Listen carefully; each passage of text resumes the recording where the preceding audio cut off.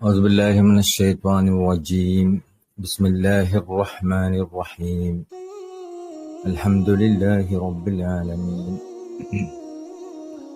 اللهم صل على سيدنا محمد الفاتح لما ولق والخاتم لما سبق ناصر الحق بالحق والهادي إلى صراطك المستقيم وعلى آله حق قدره ومقداره العظيم. കഴിഞ്ഞ ദിവസം നമ്മൾ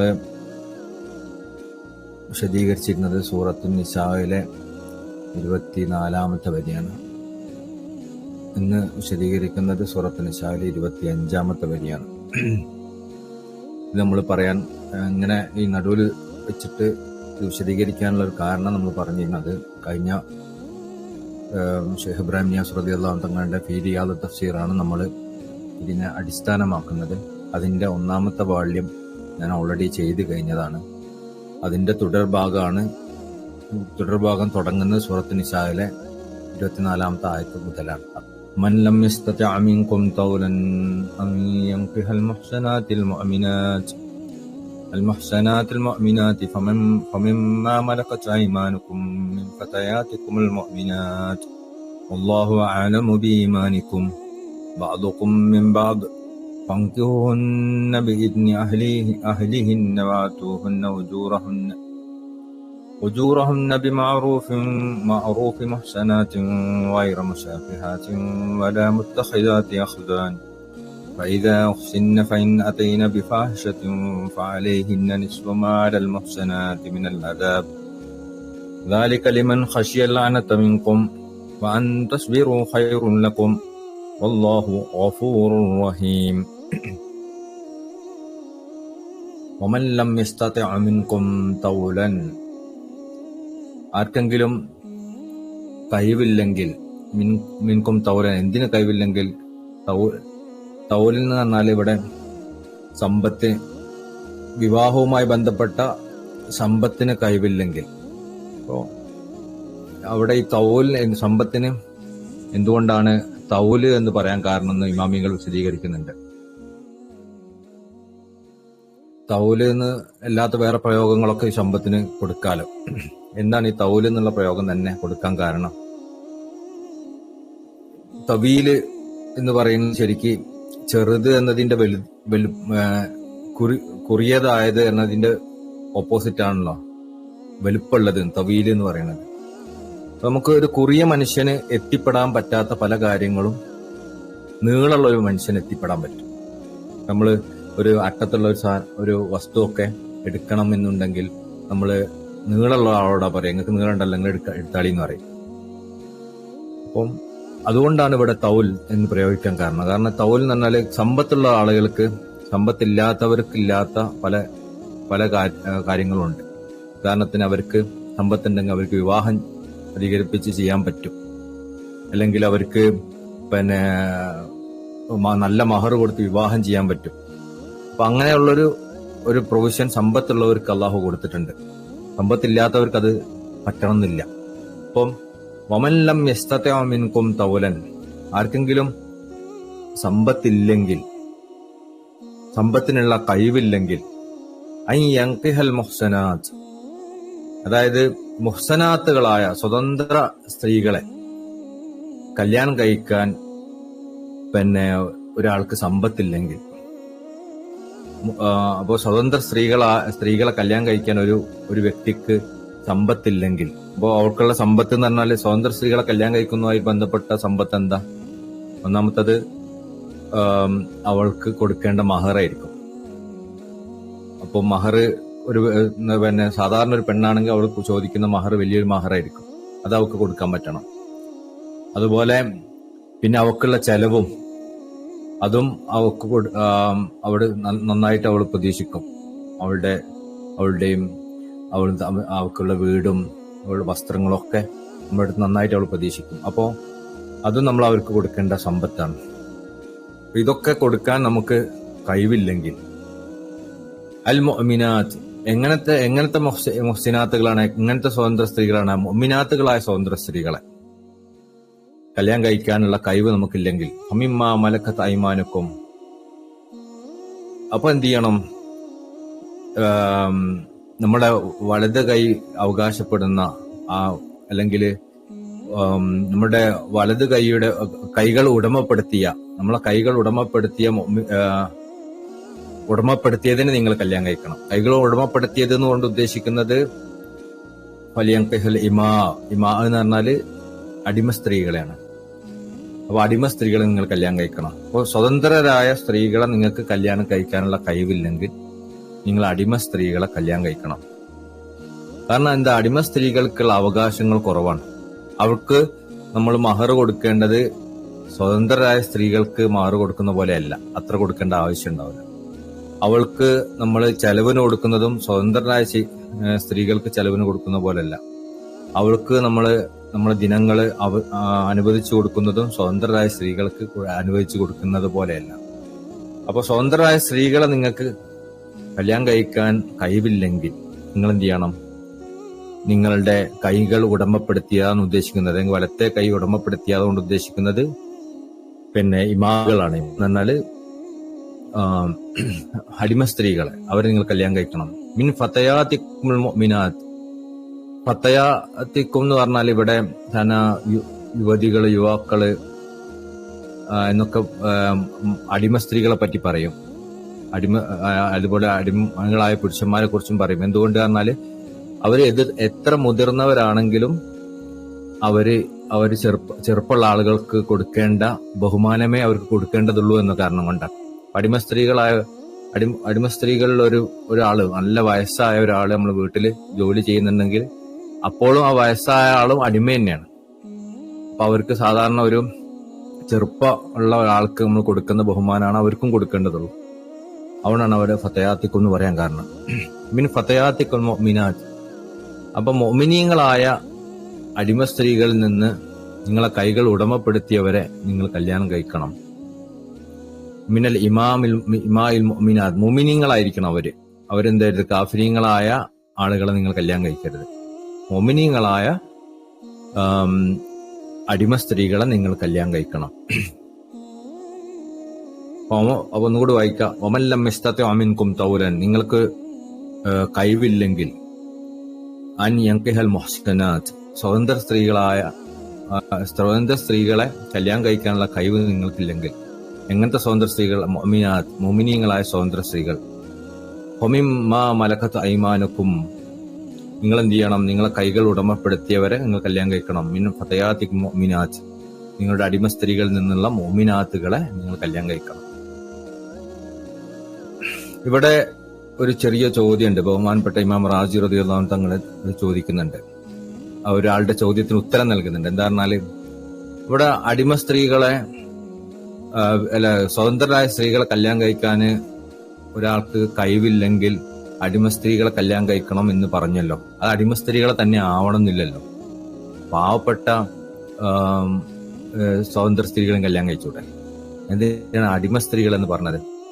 അടിമ സ്ത്രീകൾ എന്ന് പറയാൻ കാരണം പ്രധാനമായ രണ്ട് കാരണങ്ങളാണ്. ഒന്നാമത്തത്, അവർക്ക് ചെറിയ മഹർ കൊടുത്താൽ മതിയാവും. മറ്റവർക്ക് സ്വതന്ത്ര സ്ത്രീകളാണെങ്കിൽ അവര് പാവപ്പെട്ടവരാണെങ്കിലും പോലും അവരെന്ത് ചെയ്യണം? അവർക്ക് നല്ല മഹർ ചോദിച്ചാൽ അവർ കൊടുക്കണം. പിന്നെ അവർക്ക് ചെറിയ ചെലവിനുള്ള തുകയും കുറഞ്ഞു കൊടുത്താൽ മതിയാവും. മറ്റൊരു എത്ര പാവപ്പെട്ട സ്ത്രീകളാണ് നമ്മൾ കല്യാണം കഴിച്ചാൽ അവരുടെ ചെലവിന് എത്രയാണോ അവർ ആഗ്രഹിക്കുന്നത് നമ്മൾ കൊടുക്കേണ്ടി വരും. അതുകൊണ്ടാണ് ഇങ്ങനെ വരുന്നത്.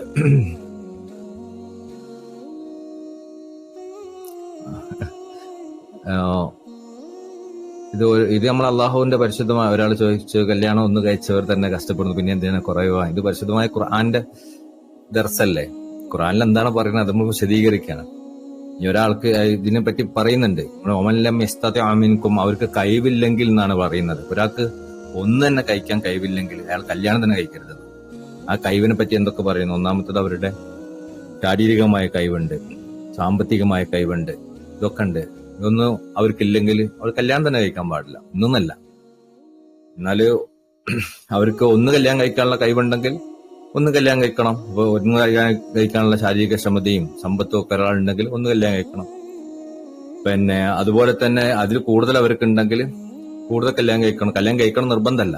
അവിടെ 2-3 നിയമങ്ങളുണ്ട്. അതും ഇൻഷാ അല്ലാഹ് ഷെയ്ഖ് ഇബ്രാഹിം നിയാസ് റളിയല്ലാഹു അൻഹു തങ്ങൾ പിന്നീട് വിശദീകരിക്കുന്നുണ്ട്. നമുക്ക് അതിലേക്ക് വിശദീകരിക്കുന്ന സമയത്ത് നമുക്ക് പറയാം എപ്പോഴാണ് അത് ഒരാൾക്ക് നിർബന്ധമാവുന്നത്, എപ്പോഴാണ് അത് ഒരാൾക്ക് സുന്നത്താവുന്നത്, എപ്പോഴാണ് അത് ഒരാൾക്ക് ഹറാമാവുന്നത് എന്ന്. അത് ഒന്ന് കല്യാണം കഴിക്കലാണെങ്കിൽ പോലും ഒരു കല്യാണം കഴിക്കുന്നതും ഒരാൾക്ക് ചിലപ്പോൾ നിർബന്ധമാവും, ഒരു കല്യാണം കഴിക്കുന്നതും ഒരാൾക്ക് ചിലപ്പോൾ സുന്നത്താവും, ഒരു കല്യാണം കഴിക്കുന്നതും ഒരാൾക്ക് ചിലപ്പോൾ ഹറാമാവും. അതെങ്ങനെയാണ് എന്ന് പറയാം.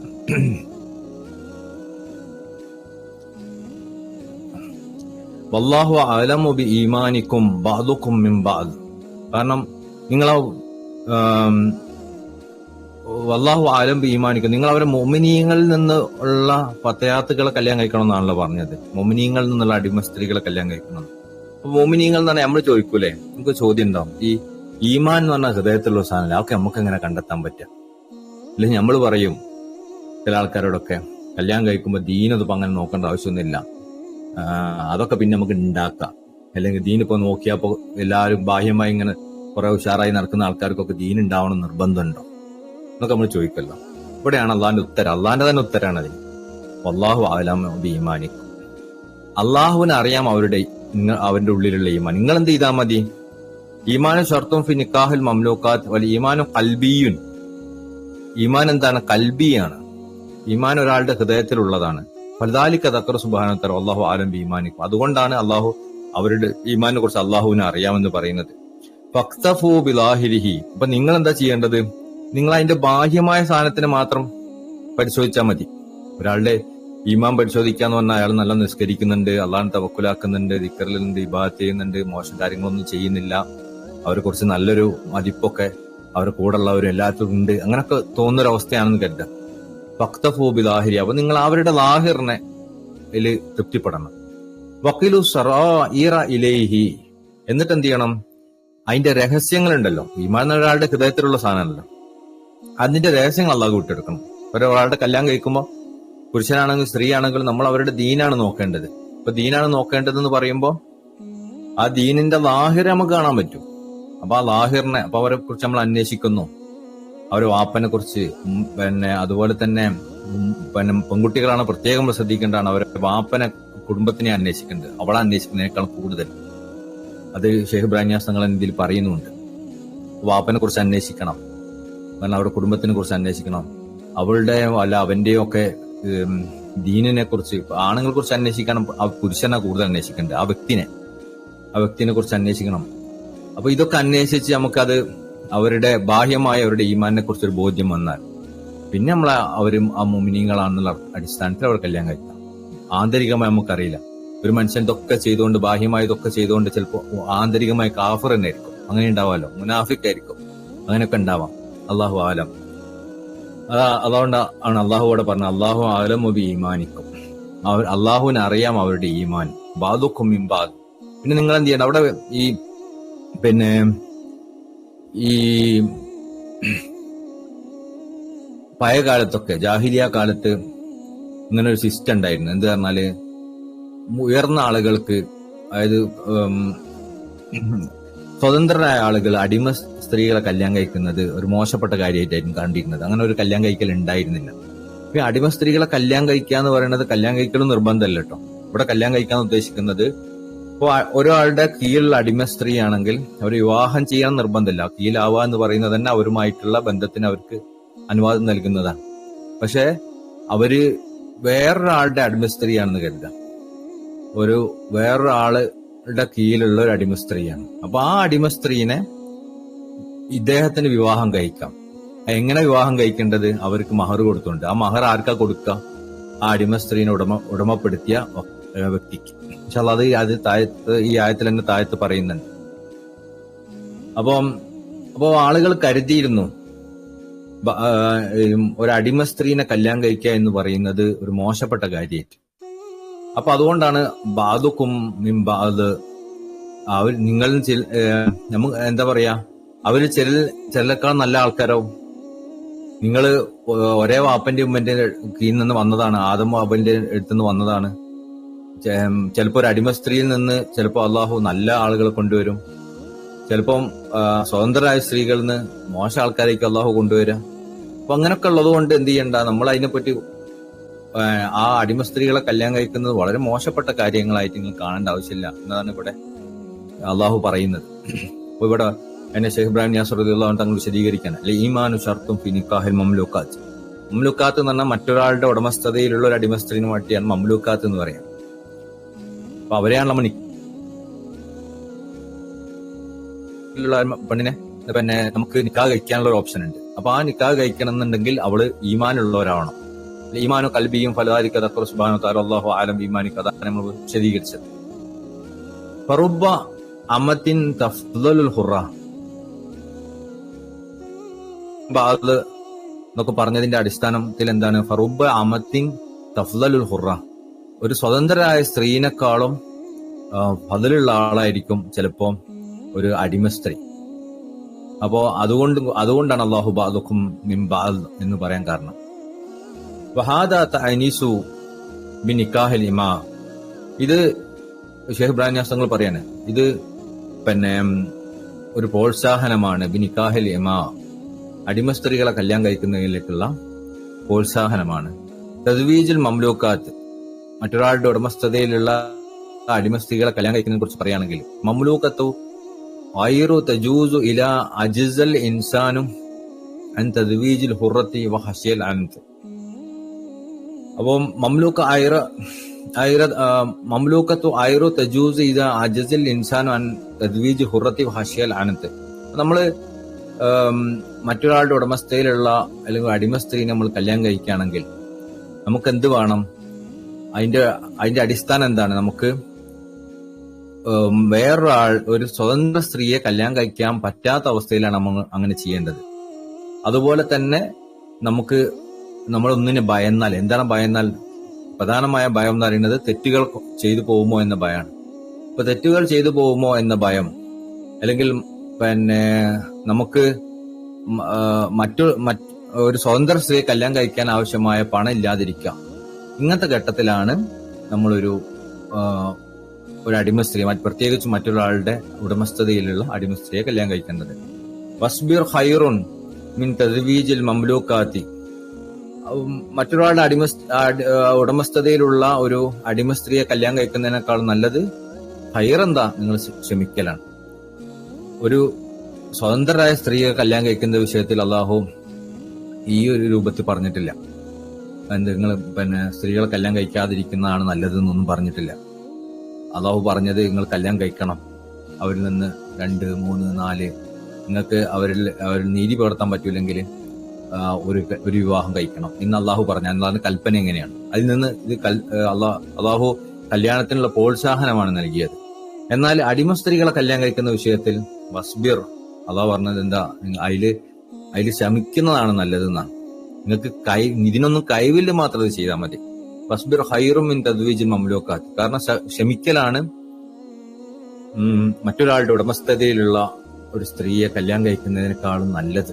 അന്നക്ക തുസയ്യിറു വലദക ഇലാ റിഖി, കാരണം എന്താണ്? അവരിൽ ജനിച്ച ഒരു കുട്ടി എന്തായി മാറും? ഒരു അടിമയായി തീരും. അതാണ് പ്രധാനപ്പെട്ട ഒരു കാരണം. അപ്പൊ നിങ്ങൾ ഒരു അടിമ സ്ത്രീയെ കല്യാണം കഴിച്ചാൽ അടിമ സ്ത്രീ വേറെ ആളുടെ ഉടമസ്ഥതയിലാണല്ലോ. അപ്പൊ ആ അടിമ സ്ത്രീ ഒരു കുട്ടി ജനിച്ചു, നിങ്ങൾക്ക് ആ അടിമ സ്ത്രീ ഒരു കുട്ടി ജനിച്ചു എന്ന് കരുതാം.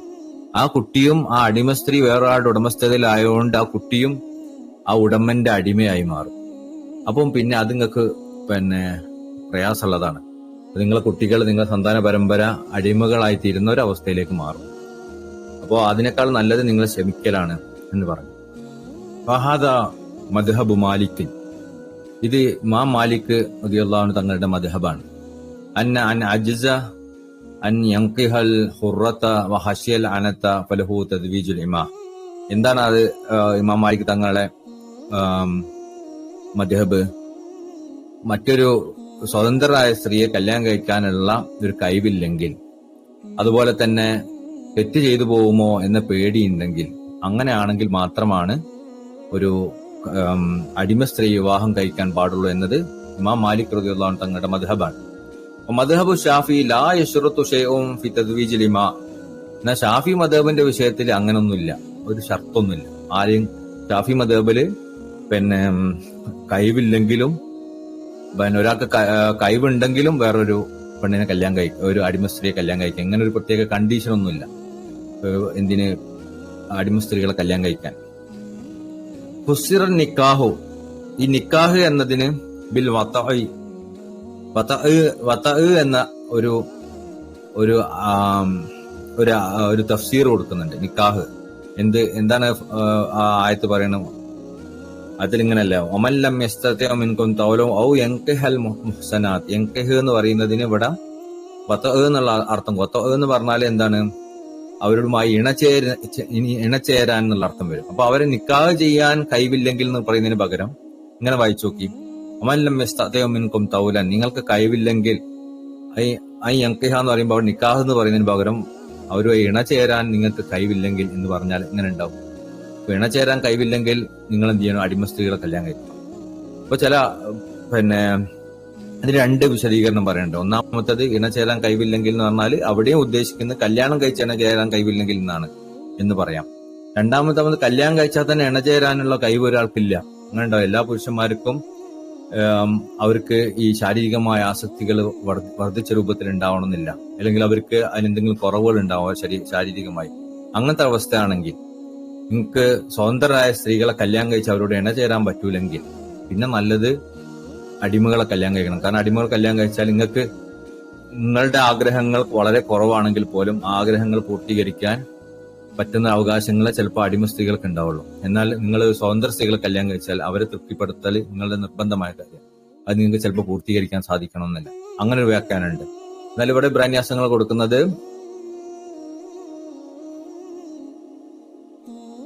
ഫുസ്സിറ നിക്കാഹു ഫിൽ വതഇ ഫഖത്ത് ഇദാ ലം തഖ്ദിറു അലാ വതഇൻ ഖറായിറ ഫിൽ ഹീന ലൈസ ഇൻദഹു ഹുറത്തുൻ തൻകിഹുഹാ. ഒരാള് ഒരു സ്വതന്ത്ര സ്ത്രീയെ കണ്ടെത്താൻ ഒരാൾക്ക് സാധിക്കുന്നില്ല. എന്തിന്?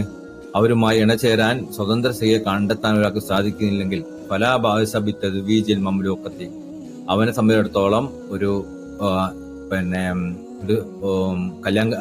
അവന് കുഴപ്പമില്ല. എന്ത്? മംലൂക്കത്തിനെ, ഒരു അടിമ സ്ത്രീയെ കല്യാണം കഴിക്കുന്നത് അവന് കുഴപ്പമില്ല. അപ്പൊ അദ്ദേഹത്തിന് ഇണചേരാൻ ആവശ്യമായ ഒരു സ്വതന്ത്രരായ സ്ത്രീയെ അദ്ദേഹത്തിന് കണ്ടെത്താൻ സാധിക്കുന്നില്ലെങ്കിൽ അദ്ദേഹം ഒരു അടിമ സ്ത്രീയെ കണ്ടെത്തണം എന്നാണ് ഈ പറഞ്ഞതിന്റെ സാരം. പാങ്കിഹൂന ബിഇദ്നി അഹ്ലിഹിന്ന. അപ്പൊ നിങ്ങൾ അവരെ കല്യാണം കഴിക്കേണ്ടത് ബിഇദ്നി അഹ്ലിഹിന്ന, അവരുടെ ഉടമസ്ഥത ആർക്കാണ്?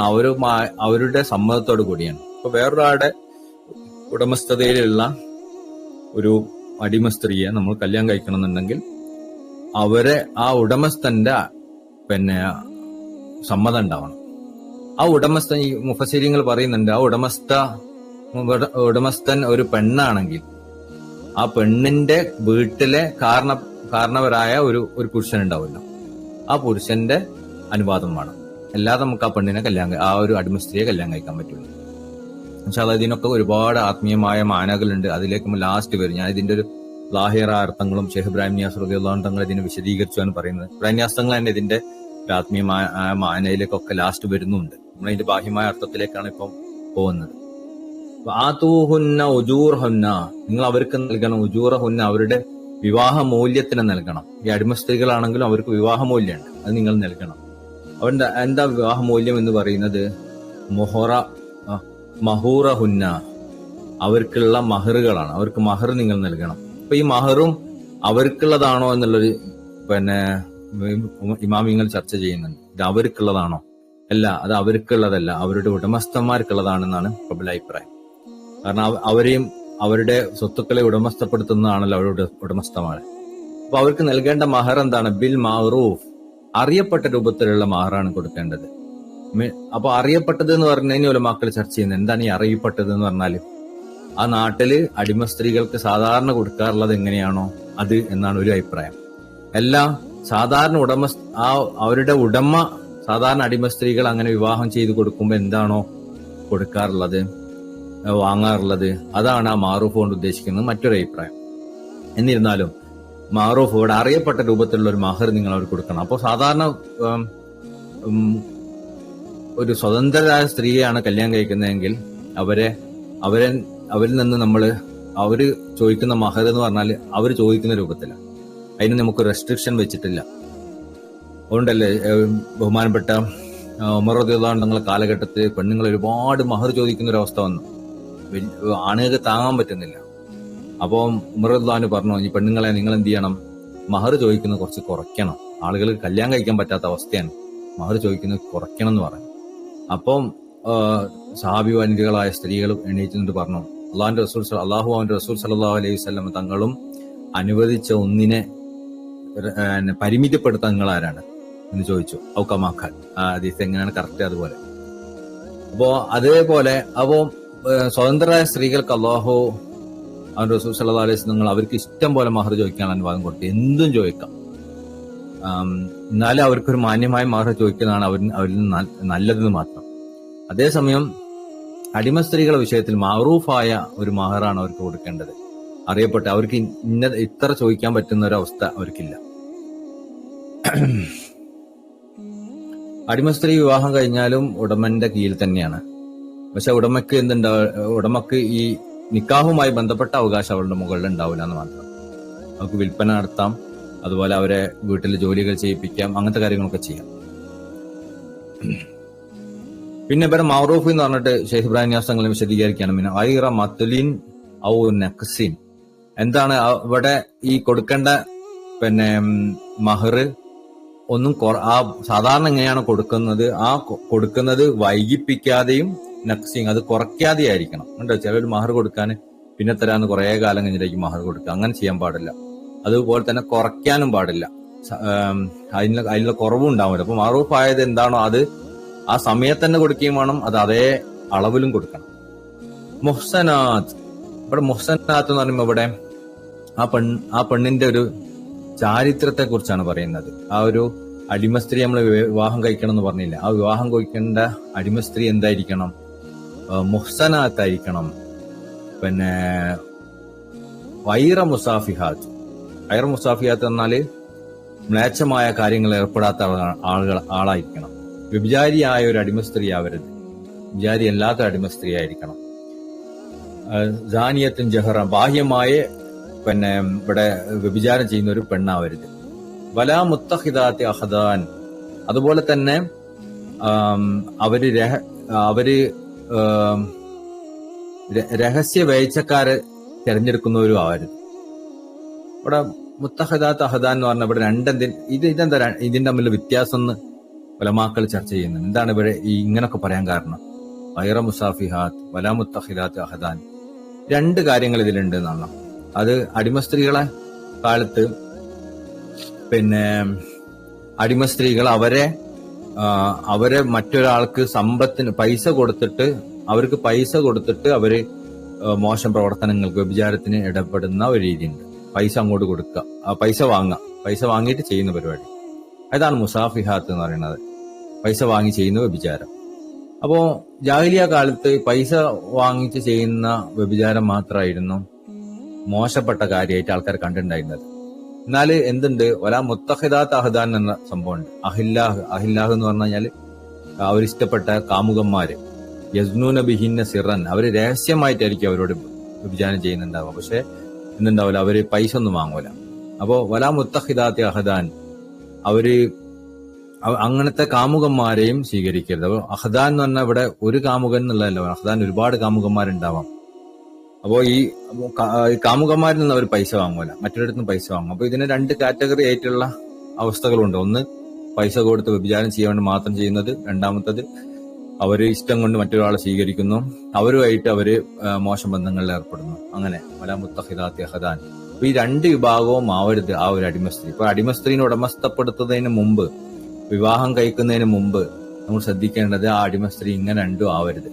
ഒന്ന് മറ്റൊരാളെ പൈസക്ക് വേണ്ടി അവരുടെ ശരീരം കൊടുക്കുന്ന ആളാവരുത്. അതുപോലെ തന്നെ ഒരുപാട് രഹസ്യ കാമുകന്മാരുള്ള ആളും ആവരുത്. ഈ രണ്ട് സംഭവം ആവരുത് അവരെ അടിമസ്ത്രീയായി നമ്മൾ സ്വീകരിക്കുമ്പോൾ. ഇത് രണ്ടും അവരിൽ ഉണ്ടാകാൻ പാടില്ല കല്യാണം കഴിക്കാൻ ഉദ്ദേശിക്കുമ്പോൾ. ഇതിന്റെ ചെറിയ രൂപങ്ങളൊക്കെ നമ്മളെ നാട്ടിലും ഉണ്ടല്ലോ. ഇപ്പോഴത്തെ ഒരു പൊതുവായ ഒരു സിസ്റ്റം എന്താ, നമ്മള് ഇപ്പോ ഈ ലിബറലിസം ഒക്കെ വന്നതിന് ശേഷം ഈ വ്യഭിചാരം എന്ന് പറയുന്നത് നമ്മളെ ജാഹിലിയ കാലത്ത് എന്താണോ അതന്നെയാണ് ഇപ്പോഴും. വ്യഭിചാരം എന്ന് പറയുന്നത് എന്താ, ഒരു നമ്മളെ ആരെങ്കിലും ഫോഴ്സ് ചെയ്താലേ പ്രശ്നമുള്ളൂ. അങ്ങനെയുള്ള നിയമപരമായി ഫോഴ്സ് ചെയ്താലേ പ്രശ്നമുള്ളൂ, നമ്മൾ നിർബന്ധിപ്പിച്ചാലേ പ്രശ്നമുള്ളൂ, എല്ലാത്തൊന്നും വലിയ പ്രശ്നമുള്ള കാര്യമല്ല എന്ന് പറയുന്ന രീതി, അതൊക്കെ സ്വാഭാവികമാണ്. അതിനൊക്കെ സ്വാഭാവികവൽക്കരിക്കുക, കുഴപ്പമില്ലാത്ത കാര്യങ്ങളായിട്ട് മാറ്റുന്ന രീതി നമ്മളെ ലിബറലിസത്തിന്റെ ഭാഗമാണ്. ഇത് തന്നെയാണ് ആ ജാഹിലിയ കാലത്ത് ഉണ്ടായിരുന്നത്. ഈ അടിമ സ്ത്രീകളെ ഒരു ഉടമനെ ഭാര്യ ആക്കുന്നതിന് മുമ്പ് അടിമ സ്ത്രീകളിലൊക്കെ ഇങ്ങനത്തെ രണ്ട് കാര്യങ്ങളും ഉണ്ടായേക്കാം.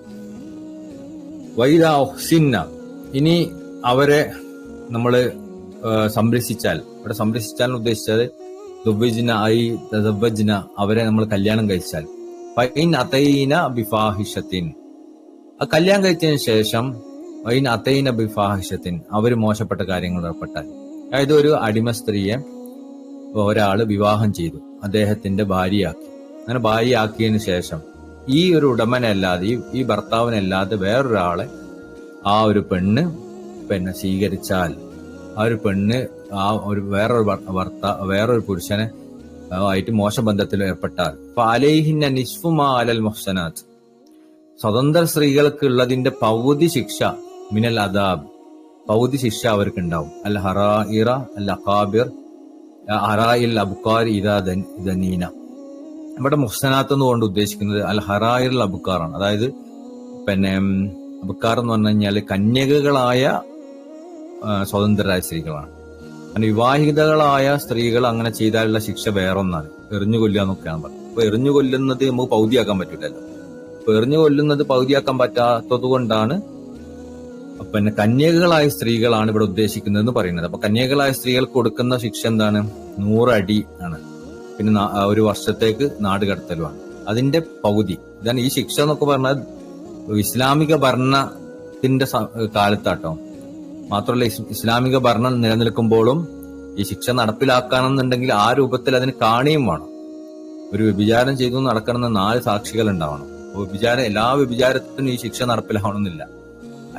ചില മഹാന്മാർ പറഞ്ഞാൽ കാണാം, അങ്ങനെ ഒരു നിബന്ധന അള്ളാഹു വെച്ചത് തന്നെ അത് അള്ളാഹു കൊടുക്കാൻ ഇഷ്ടമില്ലാത്തതുകൊണ്ടാണ്. ആ ശിക്ഷ അള്ളാഹുവിന് കൊടുക്കാൻ ഇഷ്ടമില്ലാത്തതുകൊണ്ടാണ്. കാരണം ആരാണ് 4 സാക്ഷികളൊക്കെ നിർത്തിയിട്ട് വിചാരം ചെയ്യാൻ? അങ്ങനൊന്നുമില്ലല്ലോ. അള്ളാഹുവിന് അത് കൊടുക്കാൻ ഇഷ്ടമല്ല. അതുകൊണ്ടാണ് 4 സാക്ഷികൾ വേണം എന്നൊക്കെ പറയുന്നത്. ഒരു സാക്ഷി പോലും പറ്റൂല, 4 ആൾക്കാർ കാണണം. അങ്ങനെയൊക്കെ പബ്ലിക്കായി ചെയ്യണം. അപ്പൊ അങ്ങനെ ഒരു സംഭവം നടന്നാൽ, ഈ പെണ്ണ് അങ്ങനെ ഒരു തെറ്റിൽ ഏർപ്പെട്ടാൽ അവക്ക് ശിക്ഷ നൽകണം. ഇനിയിപ്പോ ഒരാൾ അതിനെ അഡ്മിറ്റ് ചെയ്യാന്ന് കരുതാം. ശ്വാസങ്ങളെടുത്ത് വന്ന ഒരു പെണ്ണ് പറഞ്ഞല്ലോ, ഞാൻ തെറ്റ് ചെയ്തു പോയി, ഞാൻ വ്യഭിചാരം ചെയ്തു പോയി ശ്വാസങ്ങളെ എന്ന് പറഞ്ഞല്ലോ. അപ്പൊ ശ്വാസങ്ങൾ പറഞ്ഞാൽ അത് ഉണ്ടായിട്ടുണ്ടാവില്ല, ഇല്ല എന്നൊക്കെ പറഞ്ഞ് അതിനെ ഒഴിവാക്കുകയാണ് ചെയ്തത്. കാരണം അങ്ങനെ എന്തെങ്കിലും രഹസ്യമായി സംഭവിച്ചു പോയാൽ തൗബ ചെയ്യുകയും അള്ളാഹിലേക്ക് മടങ്ങലാണ് നല്ലത്. വെറുതെ എന്ത് ചെയ്യണ്ട, അതിന്റെ ആ ഒരു രാജ്യത്തിന്റെ ശിക്ഷ ഒന്നും, ഇസ്ലാമിക ഭരണകൂടത്തിന്റെ ശിക്ഷ ഒന്നും ഏറ്റുവാങ്ങേണ്ട ആവശ്യമൊന്നുമില്ല. പക്ഷേ കാരണം ഈ നിയമം എന്തിനാ അള്ളാഹു വെച്ചിട്ടുള്ളതെന്ന് വെച്ച് കഴിഞ്ഞാൽ, ഇസ്ലാമിക ഭരണകാലത്ത് ഒരാൾ പബ്ലിക്കായിട്ട് ഈ രൂപത്തിൽ ഒരു പ്രവർത്തനം ചെയ്താൽ അത് ബാക്കിയുള്ളവർക്കൊക്കെ പ്രചോദനമാവുകയും പിന്നീട് അതുകൊണ്ട് തന്നെ അതിവ്യാപകമാവുകയും ശരീഅത്തിന്റെ നിയമം പാലിക്കാൻ പറ്റാത്തൊരവസ്ഥ ഉണ്ടായി തീരുകയും ചെയ്യും എന്നൊക്കെയുള്ള കാരണം കൊണ്ടാണ് മഹാന്മാർ അങ്ങനെ പറഞ്ഞത്, എന്നെ വിശദീകരിക്കുന്നത്. അപ്പം അങ്ങനെ പബ്ലിക്കായ ഒരു സംഭവം നടന്നിട്ടില്ല, രഹസ്യമായിട്ടാണ് നടന്നതെങ്കിൽ അവര് അള്ളാഹിലേക്ക് തൗബ ചെയ്ത് തുടങ്ങലാണ് ഏറ്റവും നല്ലത് എന്ന്. അപ്പോ ഇങ്ങനെ പബ്ലിക്കായി നടന്നാൽ, ഇത് കാണുന്ന ഒരു അവസ്ഥ ഉണ്ടായാൽ, അല്ലെങ്കിൽ അങ്ങനെ ഒരു സംഭവം നടന്നതായിട്ട്, അല്ലെങ്കിൽ അവരെ അഡ്മിറ്റ് ചെയ്താലും മതി. അവരഡ്മിറ്റ് ചെയ്താലും ഇത് ശിക്ഷ നടപ്പിലാക്കപ്പെടണം. അങ്ങനെ ഒരു സ്ത്രീ വന്നിട്ട് ചോദിച്ചിട്ട് ശ്വാസങ്ങൾ ഇല്ല എന്നൊക്കെ പറഞ്ഞ് ലാസ്റ്റ് ആ പെണ്ണ് പറഞ്ഞ് സംഭവിച്ചു എന്നൊക്കെ പറഞ്ഞ് അവളുടെ നിർബന്ധപ്രകാരം അവളെ എറിഞ്ഞു കൊല്ലുന്ന ഒരു അവസ്ഥ ഉണ്ടായിരുന്നല്ലോ. അപ്പൊ അങ്ങനെ ഒരാൾ അഡ്മിറ്റ് ചെയ്താൽ എന്ത് ചെയ്യണം? അപ്പോഴും അവരെ ഇങ്ങനെ ഈ രൂപത്തിൽ ശിക്ഷിക്കപ്പെടണം. അപ്പം ഒരു അടിമ സ്ത്രീയാണ് അങ്ങനെ ചെയ്തതെങ്കിൽ, ഒരു കന്യകയായ സ്ത്രീ അപ്രകാരം ചെയ്തതിന്റെ പകുതി ശിക്ഷയായിരിക്കും അവർക്ക് കൊടുക്കേണ്ടി വരിക. അതെന്താണ്? അൽ ഹദ്ദു ഫയുജ്ലദ്ന 50 അടി അവർക്ക് കൊടുക്കണം. വയുഅറബ്ന നിസ്ഫ സനത്തൻ, ഒരു പകുതി വർഷം 6 മാസത്തേക്ക് അവരെ നാട് കടത്തുകയും വേണം.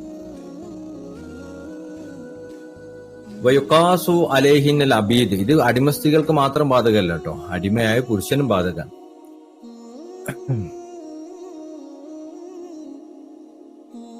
ഞാൻ ഒരാള് തെറ്റ് ചെയ്ത് അള്ളാഹു പുറത്തു കൊടുക്കൂല, അപ്പോ ഇത്തരം ശിക്ഷ നൽകുമോ എന്ന് ചോദിച്ചു കഴിഞ്ഞാൽ, ഒന്നാമത്തെ പറഞ്ഞല്ലോ, ഈ ഒരു ശിക്ഷ നടപ്പിലാക്കണം എന്നുണ്ടെങ്കിൽ 4 സാക്ഷികൾ വേണം. അപ്പൊ 4 സാക്ഷികൾ ഉണ്ടെങ്കിലേ അത് നടപ്പിലാവുള്ളൂ. അല്ലെങ്കിൽ ഒരാൾ ഏറ്റു പറയണം.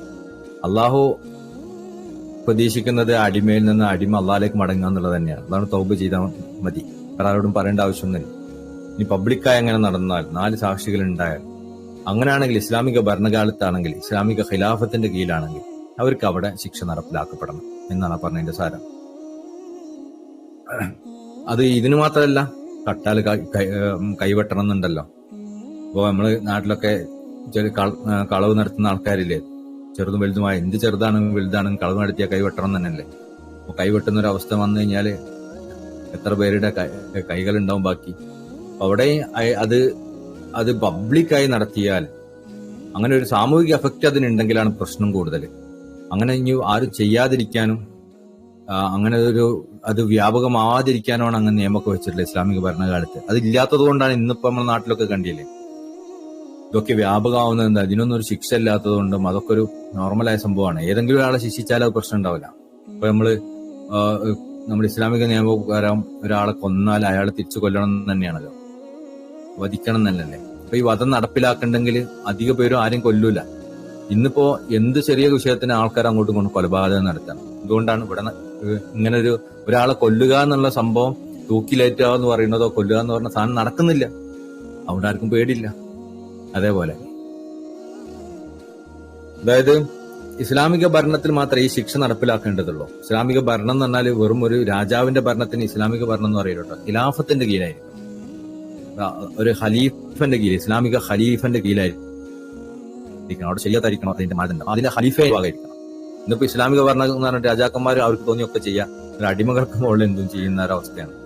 അങ്ങനെ ഇസ്ലാമിക ഖിലാഫത്തിന്റെ കീഴിലാണെങ്കിൽ ഇതൊക്കെ ബാധകമാണ്, അല്ലെങ്കിൽ അതൊന്നും ബാധകമല്ല. ഇപ്പോ നമ്മുടെ നാട്ടിലാണെങ്കിൽ പബ്ലിക്കായി ചെയ്താലും അവർക്ക് ശിക്ഷ നടപ്പിലാക്കുന്ന ഒരു അവസ്ഥ ഇവിടെ ഇല്ലല്ലോ. അപ്പൊ അത് ബാധകമല്ല. ഇസ്ലാമിക ഭരണകാലത്ത് മാത്രമാണ് ഈ ദുനിയാവിലുള്ള ശിക്ഷകളോ, ആഖിറത്തിലുള്ള ശിക്ഷ നാട്ടിലതുകൊണ്ട് ഇസ്ലാമിക ശിക്ഷയല്ലല്ലോ. അവസാന നാളെ വരെ ഇസ്ലാമിക ഭരണം നിലനിൽക്കുമ്പോൾ ഇതൊക്കെ പ്രസക്താണ്.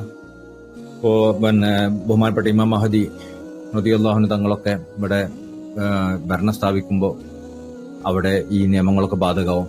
ബഹുമാനപ്പെട്ട നമ്മളെ ഷേഖുമാൽപ്പെട്ട ഉമർ ഫൂത്തി റളിയല്ലാഹു അൻഹു തങ്ങള് ഒരു രാജ്യത്തിനെ ഭരിച്ചിരുന്ന ഒരു നേതാവാണ്. അമീറുൽ മുഅ്മിനീൻ എന്നവരെ അറിയപ്പെട്ടിരുന്നത്. അവർക്ക് ഒരു സാമ്രാജ്യം, ഒരു ഖിലാഫത്ത് സ്ഥാപിച്ചിരുന്നു. അവരെ നാട്ടിലും അത് ബാധകമാണ്. അങ്ങനെ ചെറിയ ചെറിയ ഖിലാഫത്തുകളൊക്കെ പല നാടുകളിലും ഉണ്ടായിരുന്നു, മഹാന്മാരെ കീഴില്. അവിടെ ആ നാട്ടിലൊക്കെ ഇത് ബാധകമാണ്. എന്നാൽ പൊതുവായ കുറെ കാലം നിലനിൽക്കുന്ന ഖിലാഫത്തൊന്നും അടുത്തൊന്നും ഉണ്ടായിരുന്നില്ല. അതുകൊണ്ട് അത് ബാധകമല്ല. ഈ ഭാവിയിൽ വന്നാൽ അത് ബാധകമാണ് എന്ന് മാത്രം. അപ്പൊ എല്ലാ വിഷയത്തിലും അത് ബാധകം. ഈ ഇസ്ലാമിക ഇതിന്റെ ഹദ് എന്ന് പറയുന്നത്, പണിഷ്മെന്റ്, ആ ഹദ് എന്ന് പറഞ്ഞത് നിങ്ങൾ മനസ്സിലാക്കേണ്ടത് എല്ലാവർക്കും ചെയ്യപ്പെടാനല്ല അള്ളാഹു അങ്ങനെ വെച്ചിട്ടുള്ളത്. അതാർക്കും കൊടുക്കരുതേ എന്ന് വിചാരിച്ചിട്ട് അതിന്റെ കണ്ടീഷൻസ് വെക്കുമ്പോൾ നമുക്ക് മനസ്സിലാവും എന്തുകൊണ്ടാണ് അങ്ങനെ നിയമം വെച്ച്. ആൾക്കാർക്ക് അത് കിട്ടരുതേ എന്ന് വിചാരിച്ചിട്ടാണ്. ഇനി ഒരാള് അറഗൻലി അത് ചെയ്താൽ, ഉദാഹരണത്തിന് 4 സാക്ഷികളൊക്കെ വെച്ചിട്ട് ഒരാള് വ്യഭിചാരം ചെയ്തു, അങ്ങനെ ഒരു സംഭവം ഒരു അറഗൻസ് ആണല്ലോ, ഒരു ഭയങ്കര കിബറാണല്ലോ കാണിക്കുന്നത്.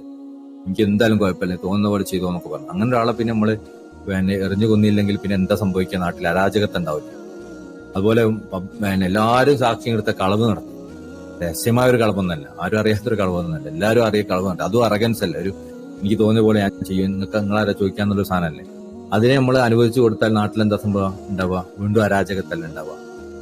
അതിനൊക്കെയാണ് ഈ ഹദ് നടപ്പിൽ വരുന്നത്. പക്ഷെ ഇന്നൊക്കെ ഇസ്ലാമിക ഭരണത്തിന്റെ കീഴിൽ നടക്കുന്ന ശിക്ഷകളൊക്കെ പലതും അവരുടെ വ്യക്തിപരമായ താല്പര്യങ്ങളാണ്, അല്ലാതെ ശരീഅത്തിന്റെ വിധികളൊന്നല്ല.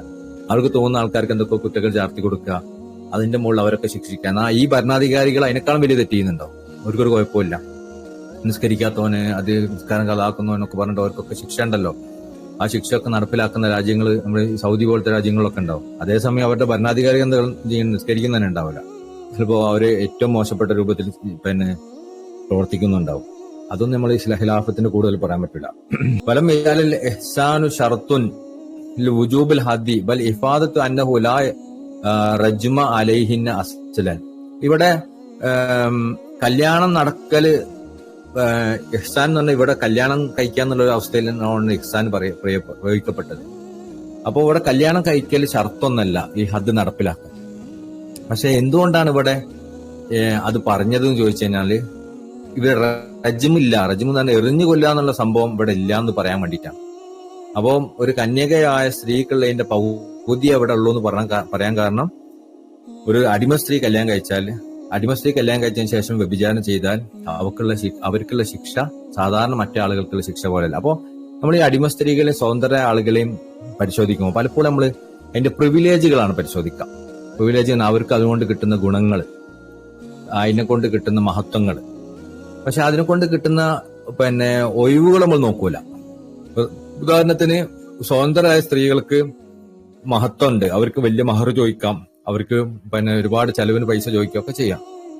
എന്നാൽ അടിമ സ്ത്രീകൾക്ക് മഹർ അധികം ചോദിക്കാൻ പറ്റൂല, ചെലവിന് അത്ര തുക ചോദിക്കാൻ പറ്റൂല, ഇതൊക്കെ ഉണ്ട്.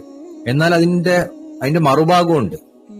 ഈ സ്വതന്ത്രരായ സ്ത്രീകൾ കല്യാണം കഴിച്ചതിന് ശേഷമാണ് അവര് വ്യഭിചാരത്തിൽ ഏർപ്പെടുന്നത്. ഈ രൂപത്തിൽ, നേരത്തെ പറഞ്ഞ രൂപത്തിലുള്ള വ്യഭിചാരത്തിലൊക്കെ അവർ ഏർപ്പെട്ടു, 4 സാക്ഷികളൊക്കെ ഉണ്ടായി, ഈ ശിക്ഷ നടപ്പിലാക്കുന്ന ഒരു അവസ്ഥ വന്നു, അല്ലെങ്കിൽ അവരെന്നെ ഏറ്റു പറഞ്ഞു ഞാനിത് ചെയ്തിട്ടുണ്ടെന്ന്. അങ്ങനെ സംഭവം ഉണ്ടായാൽ അവർക്കുള്ള ശിക്ഷ തന്നെ അവരെ എറിഞ്ഞു കൊല്ലുക എന്നുള്ളതാണ്. അത് ഈ അടിമ സ്ത്രീക്കില്ല. അടിമ സ്ത്രീക്ക് 50 അടി അടിച്ചാൽ മതി. അപ്പൊ അവർക്ക് ഇളവുകളുണ്ട് ഈ വിഷയത്തിൽ. ഇപ്പൊ പല സംഭവങ്ങളും പ്രിവിലേജുകൾ ഉള്ള ആളുകൾക്ക് ഇളവുകളില്ല, പ്രിവിലേജ് കുറഞ്ഞ ആളുകൾക്ക് ഇളവുകളുണ്ട്. ഇതൊക്കെ അള്ളാഹു നീതിമാനാന്നുള്ളതിന്റെ തെളിവാണ്. ഈ വിഷയങ്ങളിലൊക്കെ നമ്മൾ പ്രിവിലേജ് മാത്രമേ അളക്കുള്ളൂ. ഇപ്പൊ പുരുഷന്മാർക്ക് എന്തെങ്കിലും ഇത് അവകാശം ഉണ്ടെന്ന് പറയുമ്പോൾ പുരുഷന്മാർക്ക് പ്രിവിലേജ് ഉണ്ട് പല വിഷയങ്ങളിലും. എന്നാൽ ആ പ്രിവിലേജ് ഉള്ളത് കൊണ്ട് തന്നെ പലതിലും അവർക്ക് ഇളവുകളില്ല. സ്ത്രീകൾക്ക് പ്രിവിലേജുകൾ കുറവാണ്, അവർക്കുള്ള അവകാശങ്ങൾ പലതിനും കുറവാണ്. പക്ഷെ അതുകൊണ്ട് തന്നെ അവർക്ക് ഇളവുകൾ കൂടുതലാണ്. ഇതന്നെ എല്ലാ വിഷയത്തിലും നമുക്ക് കാണാൻ പറ്റും. ദാലിക്ക എന്ന് പറഞ്ഞാല് ഈ അടിമ സ്ത്രീകളെ വിവാഹം കഴിക്കുന്നത്, സമ്പത്തില്ലെങ്കിൽ അടിമ സ്ത്രീകളെ വിവാഹം കഴിക്കുക എന്ന് പറയുന്നത് ലിമൻ ഹഷിയൽ അനത്ത, അത് ഒരു ദോഷം ഭയന്നാലാണ്. അപ്പൊ എന്താണ് ഈ ദോഷം? അതിനെപ്പറ്റി ബ്രഹ്മന്യാസങ്ങൾ വിശദീകരിക്കുന്നത് ദീന തെറ്റ് ചെയ്തു പോകുമോ എന്ന് ഭയന്നാലാണ്. മിൻകോ, അവരിൽ നിന്ന്. ബിഖിലാഫി മല്ലായ ഖാഫുഹു മിനൽ അഹ്റാർ, പെണ്ണുകളിൽ നിന്ന് അവര് ഇനിയൊരാള് മല്ലായ ഖാഫുഹു മിനൽ അഹ്റാർ, അദ്ദേഹം തെറ്റുകൾ നിന്ന് വീണ്ടു പോകുമോ എന്നൊന്നും ഭയക്കുന്നില്ല. ഫലായഹലു അല നിക്കാഹ, അദ്ദേഹത്തിന്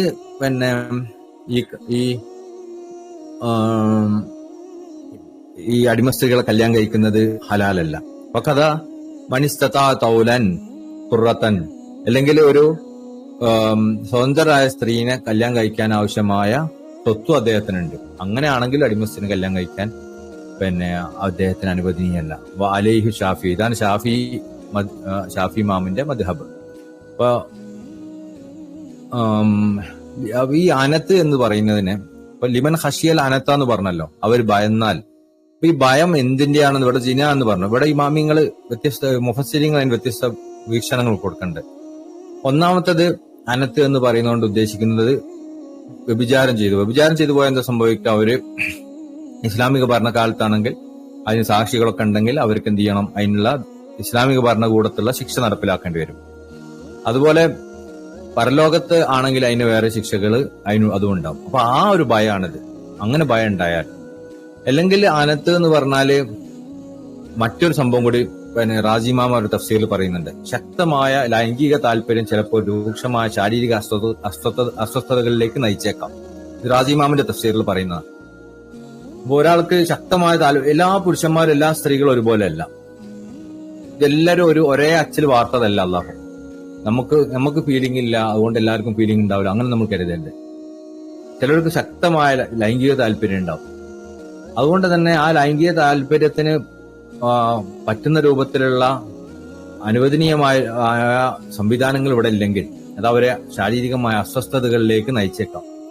സ്ത്രീകൾക്ക് ഇത് ഗർഭാശയ വക്രതകൾക്ക് കാരണമായേക്കാം. ഗർഭാശയവുമായി ബന്ധപ്പെട്ട രോഗങ്ങൾക്ക് അത് കാരണമാവും. ഒരു സ്ത്രീ ഈ താല്പര്യം ഉണ്ടായിട്ട് അതിന് താല്പര്യം അവർക്ക് അനുഭവിച്ചു കൊടുക്കുന്ന ഒരു ഭർത്താവ് അവർക്കില്ലെങ്കിൽ അതുകൊണ്ട് അവർക്ക് ഗർഭാശയപരമായ രോഗങ്ങൾ ഉണ്ടാവാം, തീവ്രമായ രോഗങ്ങൾ ഉണ്ടാവാം. അതേസമയം പുരുഷന്മാർക്ക് ശക്തമായ ഉരവേദന അനുഭവപ്പെടാം. അതിന്റെ ഉരവേദനയും അതുപോലെ ഉരയുമായി ബന്ധപ്പെട്ട അസുഖങ്ങളൊക്കെ അവർക്ക് ഉണ്ടാവാം. ഒരുപക്ഷെ ഈ അസുഖങ്ങളായിരിക്കാം അവരെ ഭയപ്പെടുത്തുന്നത്. അപ്പൊ ഇങ്ങനെ ഒരു ഭയം അതിലുണ്ടാവും. അപ്പൊ ഇങ്ങനെ ഭയന്നാൽ, ഈ അസുഖങ്ങളൊക്കെ വരുമെന്ന് ഭയന്നാൽ, ഇങ്ങനെ ശക്തമായ ശാരീരിക ആവശ്യങ്ങൾ അവർക്കുണ്ടെങ്കിൽ അവര് എന്ത് ചെയ്യണം, അവർക്ക് സമ്പത്തില്ല വേറെ ഒരു സ്വതന്ത്രരായ സ്ത്രീ കല്യാണം കഴിക്കണം. അങ്ങനെയാണെങ്കിൽ അവര് ഒരു അടിമ സ്ത്രീയെ കല്യാണം കഴിക്കണം എന്ന്. മിൻ ഫതയാത്തിക്കൽ മുഅ്മിനാത്ത്, ഇവിടെ മിൻ ഫതയാത്തിക്കൽ മുഅ്മിനാത്ത് എന്നുള്ള പറഞ്ഞതിൽ നിന്ന് അൽ കാഫിറാത്ത്, കാഫിരിങ്ങൾ ഒഴിവാണ്. ഫലാ യഹില്ലു ലഹു നികാഹുന്ന വലാ അദിമ വഖാഫ, അവരെ ഒരിക്കലും നമുക്ക് നിക്കാഹ് കഴിക്കാൻ പറ്റൂല. അത് നമുക്ക് കഴിവില്ലെങ്കിലും പറ്റൂല, നമ്മൾ തെറ്റ് ചെയ്തു പോകുന്ന ഭയന്നാലും പറ്റൂല. ഇവിടെ കാഫിരിങ്ങളെ പറ്റൂല എന്ന് പറയുന്നതിൽ ഉലമാക്കളുടെ ഇടയിൽ അഭിപ്രായ വ്യത്യാസമുണ്ട്. ഇപ്പൊ അവിടെ അഹ്ലു കിതാബിന്റെ കാര്യം എന്താണ്?